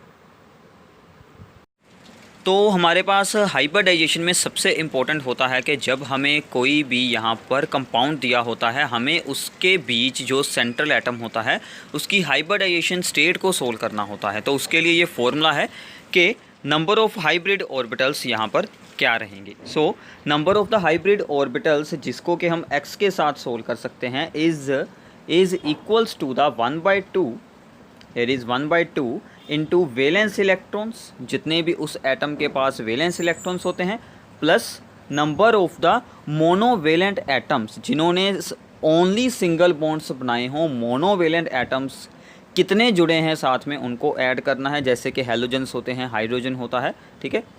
Minus if there is a charge on the cation, यानी कि अगर कोई पॉजिटिव चार्ज हुआ उस पर, उसको हमने कर देना है सब्ट्रैक्ट। और प्लस अगर उस पर कोई नेगेटिव चार्ज हुआ, यानी कि अगर वो स्पेसिस हुई हमारे पास अनायन, तो उसको हमने ऐड कर देना है। अगर इसका आंसर आता है 2, then there is sp hybridization. अगर आता है 3 तो sp2, 4 आता है sp3, 5 आता है तो sp3d2, ऐसे ही sp3d2, ठीक है, d होगा अगर आएगा 5 तो इलेक्ट्रॉन पेयर्स का अरेंजमेंट क्या होगा? अगर sp के अकॉर्डिंग होगा लीनियर, 3 के अकॉर्डिंग होगा ट्राइगोनल प्लेनर, फिर 4 के अकॉर्डिंग टेट्राहेड्रल, 5 के अकॉर्डिंग हमने अभी भी सभी रीड किए हैं ट्राइगोनल बाईपिरामिडल, और 6 के अकॉर्डिंग होगा ऑक्टाहेड्रल, ठीक है। तो अब अगर इसमें साथ में प्रेजेंट होंगे लोन पेयर तो इसकी ज्योमेट्री चेंज हो जाएगी, फिर ये वाली ज्योमेट्रीज बिल्कुल नहीं यूज़ होंगी। तो हम लोन पेयर को किसी भी एक हाइब्रिडाइज्ड ऑर्बिटल में रखकर ज्योमेट्री को यहाँ पर सोल्व कर लेंगे। लोन पेयर्स कितने होंगे, कैसे सोल्व करेंगे? Number of the hybrid orbitals, ये जो वैल्यू आएगी, इसमें से करेंगे सब्ट्रैक्ट उसके अराउंड कितने एटम्स हैं, चाहे हो मोनोवेलेंट चाहे हो डाईवेलेंट, कितने एटम्स हैं। अगर ऑक्सीजन 2 है तो 2 माइनस कर देंगे, कितने एटम्स हैं उसके अराउंड, उसको हम कर देंगे सब्ट्रैक्ट, तो हमें नंबर ऑफ़ लोन पेयर्स मिल जाएंगे। उसके अकॉर्डिंग बाद में हमें लोन पेयर्स को किसी भी हाइब्रिड ऑर्बिटल में रखकर उसकी जो शेप है यहाँ से प्रेडिक्ट कर लेनी है। फॉर एग्ज़ाम्पल हमारे पास है ClF3, ठीक है। तो अगर हम इसे यहाँ पर सोल्व कर देखें तो क्या होगा? क्लोरीन के बारे में अब हम सोल्व करने वाले हैं, क्योंकि हमारा सेंट्रल एटम यही है। क्लोरीन के पास होते हैं वैलेंस इलेक्ट्रॉन 7, आसपास उसके जुड़े हैं 3 फ्लोरीन। फ्लोरीन क्या है? मोनोवेलेंट एटम, तो इसमें हम ऐड करेंगे 3, ऐड करेंगे आंसर आ जाएगा 5। अब Cl के आसपास टोटल कितने एटम्स हैं? 3 एटम्स हैं, तो 5 में से 3 करेंगे सब्ट्रैक्ट, 2 आ जाएंगे लोन पेयर। अब टोटल 5 के अकॉर्डिंग इलेक्ट्रॉन पेयर्स का अरेंजमेंट होता है ट्राइगोनल बाईपिरामिडल, तो हम यहाँ पर लोन पेयर्स को ऑलवेज रखते हैं इक्वेटोरियल पोजीशंस पर, तो ये हमारी टी शेप या फिर बेंट टी शेप बन जाएगी। तो ऐसे आप इजीली सभी एग्जांपल्स को सोल्व कर सकते हैं। इस टॉपिक पर इसकी जो स्पेशल एग्जांपल्स हैं उस पर मैंने 2 वीडियोज़ अलग से बनाई हुई हैं, आप लोग नीचे डिस्क्रिप्शन बॉक्स में उन्हें चेक कर देख सकते हैं। प्लीज़ उन्हें ज़रूर सुनिएगा, उसमें बहुत ही इंपॉर्टेंट MCQs को एक्सप्लेन किया गया है, आपके एग्ज़ाम के लिए काफ़ी आपके लिए यूज़फुल रहेंगे वो दोनों वीडियोस। अब हम एक्सप्लेन करने वाले हैं मॉलिक्यूलर ऑर्बिटल थ्योरी को। Molecular orbital theory, molecular orbital theory ने हमें क्या बताया कि जब एटम्स जुड़कर मॉलिक्यूल बनाते हैं, जब एटम्स जुड़कर मॉलिक्यूल बनाते हैं तो वहाँ पर एटॉमिक ऑर्बिटल्स एक दूसरे में जुड़कर एक दूसरे के साथ वो अपना लीनियर कॉम्बिनेशन बनाकर मॉलिक्यूलर ऑर्बिटल्स बना लेते हैं। तो मॉलिक्यूल में इलेक्ट्रॉन्स मॉलिक्यूलर ऑर्बिटल्स में ही प्रेजेंट होते हैं, तो ये कॉम्बिनेशन ऑफ एटॉमिक ऑर्बिटल के साथ बनते हैं। और इलेक्ट्रॉन इनने मॉलिक्यूल जो होता है वो 2 और मोर न्यूक्लियाई के इफेक्ट के अंडर होता है, क्योंकि ये मान लीजिए एक एटम का है न्यूक्लियर, ये मान लीजिए दूसरे एटम का है न्यूक्लियर। अब इनका ऑर्बिटल कुछ ऐसे बनेगा, this is the molecular orbital. ये इलेक्ट्रॉन पूरा इस ऑर्बिटल में रिवॉल्व होता रहेगा और 2 न्यूक्लियाई के इफेक्ट के अंडर होगा। तो molecular orbital gives the electron probability distribution in a molecule same as the atomic orbitals, and the number of the molecular orbitals is equal to the number of the combining atomic orbital। Same rule है hybridisation के जैसे, जितने atomic orbitals आपस में combine होंगे उतने ही new molecular orbital बन जाएंगे। यहाँ पर 2 टाइप के मोलिकुलर ऑर्बिटल बनते हैं, एक होते हैं बॉन्डिंग मोलिकुलर ऑर्बिटल जो कि बॉन्ड को स्ट्रॉन्ग करेंगे, एक होते हैं एंटी बॉन्डिंग, अगर उनमें इलेक्ट्रॉन आएगा तो बॉन्ड वीक होता है, ठीक है। तो ये 2 टाइप के यहाँ पर मोलिकुलर ऑर्बिटल्स बनते हैं, ठीक है। तो मोलिकुलर ऑर्बिटल्स जब बनते हैं अगर तो सेम साइन के वेव फंक्शंस ऐड होंगे, तो यहाँ पर addition of the wave functions होगी तो हमारा बॉन्डिंग मोलिकुलर ऑर्बिटल बनेगा। अगर ऑपोजिट साइन हुए या फिर हमने वेव फंक्शंस की सब्सट्रैक्शन की तो यहाँ पर बनेंगे एंटी बॉन्डिंग मोलिकुलर ऑर्बिटल्स। तो ये 2 टाइप के मोलिकुलर ऑर्बिटल्स यहाँ पर बनते हैं। तो इनके बीच हम यहाँ पर अब डिफरेंस देख सकते हैं। तो सबसे पहले हम डिफरेंस देख सकते हैं एटॉमिक एंड मोलिकुलर ऑर्बिटल में। ये आप लोगों ने खुद रीड करना है, बिल्कुल सिंपल है। एटॉमिक ऑर्बिटल तो एक एटम की इनहेरेंट प्रॉपर्टी है, मोलिकुलर ऑर्बिटल एटॉमिक ऑर्बिटल से ही बना है। इनकी शेप्स काफ़ी कॉम्प्लेक्स होती हैं, इनकी सिंपल होती है sp ऑर्बिटल्स की शेप। तो इसमें 2 और मोर न्यूक्लियर होते हैं, इसमें ओनली सिंगल न्यूक्लियर होता है। Now bonding molecular orbital and anti bonding molecular orbital में क्या डिफरेंस होता है? तो बॉन्डिंग मोलिकुलर ऑर्बिटल जो होता है वो यहाँ पर addition of the atomic orbital के साथ बनता है और यहाँ पर सब्सट्रैक्शन होती है, ठीक है ना, वेव फंक्शंस की। They are formed with the same signs of the lobes, they are formed with the opposite signs of the lobe. It has a lesser electron density, यहाँ पर इलेक्ट्रॉन के होने के चांसेस काफ़ी लो रहते हैं, यहाँ पर हाई होते हैं। तो ये जो अट्रैक्शन में अपना कंट्रीब्यूशन दिखाते हैं, इनकी कंट्रीब्यूशन रिपल्शन की ओर होती है। दीज पोसेस लोअर एनर्जी, क्योंकि ये तो बॉन्ड फॉर्मेशन को स्ट्रॉन्ग करेंगे तो लो एनर्जी रहेगी, बट इनकी हाई एनर्जी होती है, ठीक है। तो ये इन दोनों में डिफरेंस होता है बॉन्डिंग और एंटी बॉन्डिंग मोलिकुलर ऑर्बिटल्स में, ठीक है। तो अब हम इसके साथ कुछ एग्जांपल्स यहाँ पर मैंने आपको बनाकर दिखाई हैं। ये दोनों 2pz की एडिशन हुई है सेम साइन के साथ, तो ये हमारा बॉन्डिंग सिग्मा 2pz। अब देखिए यहाँ पर 2 टाइप के साथ वो एक दूसरे के साथ अपना कॉम्बिनेशन बना सकते हैं। अगर होगी यहाँ पर हेड टू हेड तो बनेंगे सिग्मा, ठीक है। अगर होती यहाँ पर साइड वाइज तो वो बन जाते पाई, ठीक है। अगर हुए ऑपोजिट साइन तो बनेगा एंटी बॉन्डिंग, तो बीच में इलेक्ट्रॉन के होने के चांसेस बिल्कुल ज़ीरो हो जाएंगे, ठीक है। So these are the sigma 2pz and जो एंटी बॉन्डिंग होगा उस पर हम लगाते हैं स्टार, सिग्मा स्टार 2pz, ठीक है। तो 2 ऑर्बिटल्स जुड़े हैं और एक ये बना और एक ये बना, ये 2 बने हैं, 2 के जुड़ने से, एक बॉन्डिंग और दूसरा एंटी बॉन्डिंग, ठीक है। तो ऐसे ही हमारे पास होते हैं पाई मोलिकुलर ऑर्बिटल्स, जैसे कि 2px जुड़ते हैं साइड वाइज, तो यहाँ पर बनता है पाई 2px। अगर ये दोनों ऑपोजिट साइन के साथ बनाएं तो बनता है पाई स्टार 2px। मतलब 2 जुड़ेंगे, 2 ही बनेंगे, एक बनेगा बॉन्डिंग, एक बनेगा एंटी बॉन्डिंग, ठीक है। तो अब ये डिफरेंस आप लोगों को खुद रीड करना है, काफ़ी सिंपल है। Sigma molecular orbitals and the pi molecular orbitals. आपको ऐसा बिल्कुल नहीं सोचना है कि नीट जैसे या फिर JEE जैसे एग्ज़ाम्स में सिंपल चीज़ें आपसे नहीं पूछी जाती। बहुत बार ऐसा होता है कि सिंपल चीज़ें पूछी जा सकती हैं किसी भी थ्योरी के बारे में, ठीक है। तो कई बार हमें सिंपल चीज़ें हमारी स्किप हो जाती हैं, तो आपको सबसे पहले थ्योरी की अच्छी अंडरस्टैंडिंग होनी चाहिए। अगर अंडरस्टैंडिंग है तो आप इनकी डायरेक्टली प्रॉब्लम्स को सोल्व करें, ठीक है। Okay, so now energy level diagram जो हमारा मेन टॉपिक होगा यहाँ पर, कि हमें मोलिक्यूल्स में कैसे इलेक्ट्रॉन्स को अरेंज करना है, मतलब electronic configuration for the molecules, ठीक है। तो now energies of the molecular orbitals depends upon the energies of the combining atomic orbitals. Atomic orbitals के 2s है, 2p है या फिर कोई और है, एंड एक्सटेंट ऑफ ओवरलैपिंग, उनकी ओवरलैपिंग का क्या अमाउंट रह रहा है उसके अकॉर्डिंग इनकी एनर्जीज़ को हम अरेंज करते हैं, ठीक है। So now order of increasing energy is, अगर हम यहाँ पर बात हो रही है, मान लीजिए ऑक्सीजन के बारे में, N2 के बारे में, ठीक है, O2 या फिर N2 है, मोलिक्यूल्स यूज़ करने हैं। अगर इनके बारे में सॉरी N2 नहीं आएगा, ऑक्सीजन आएगा ओनली, ठीक है। N2 का अलग है, यहाँ पर N2 का अलग है। ऑक्सीजन के लिए ये ऑर्डर फॉलो होगा। सबसे पहले sigma 1s, sigma star 1s, मतलब सिग्मा मतलब के 1s जुड़े, एक बना बॉन्डिंग, दूसरा बना एंटी बॉन्डिंग, फिर से 2s जुड़े, फिर से 2 बन गए। अब जुड़ रहे हैं 2p वाले, ठीक है, 2px 2py 2pz। z वाले बनाएंगे sigma, sigma 2pz and pi 2px and pi 2py, दोनों की एनर्जी एक जैसी है, सिमिलर है, दोनों एक पोजीशन पर रहेंगे। अब इनके स्टार वाले और एंड में आएगा सिग्मा स्टार 2pz। तो अगर हम N2 या फिर उससे नीचे वाले जितने भी हो सकते हैं, पॉसिबल हो सकते हैं यहाँ पर मोलिक्यूल्स, उनके लिए अगर हम बात करते हैं तो इन दोनों का ऑर्डर सिर्फ इंटरचेंज होगा, बाकी सब कुछ सेम रहेगा, ठीक है। तो ये दोनों आगे आ जाएंगे और ये चला जाएगा पीछे, बाकी आपको सेम लिखना है। तो हम मोस्टली इलेक्ट्रॉनिक कन्फिगरेशन को बनाते वक्त इन दोनों को रिप्रेजेंट नहीं करते, इनको हम के लिख कर भी यहाँ पर आगे डिस्कशन स्टार्ट कर सकते हैं, ठीक है। सो नाउ ऐसे आपको मोलिकुलर ऑर्बिटल डायग्राम्स को बनाना है for O2 F2 and Ne2। Sigma 2pz रहेगा नीचे, ये देखिए 2p के 3 ऑर्बिटल्स, 2p के 3 ऑर्बिटल्स जुड़े, तो टोटल 6 जुड़ रहे हैं, 6 ही फॉर्म होंगे, 1 2 3 4 5 6, 3 बने हैं बॉन्डिंग, 3 बने हैं एंटी बॉन्डिंग। ऐसे ही यहाँ पर 2 जुड़े हैं तो 2 ही हमारे पास न्यू बनेंगे।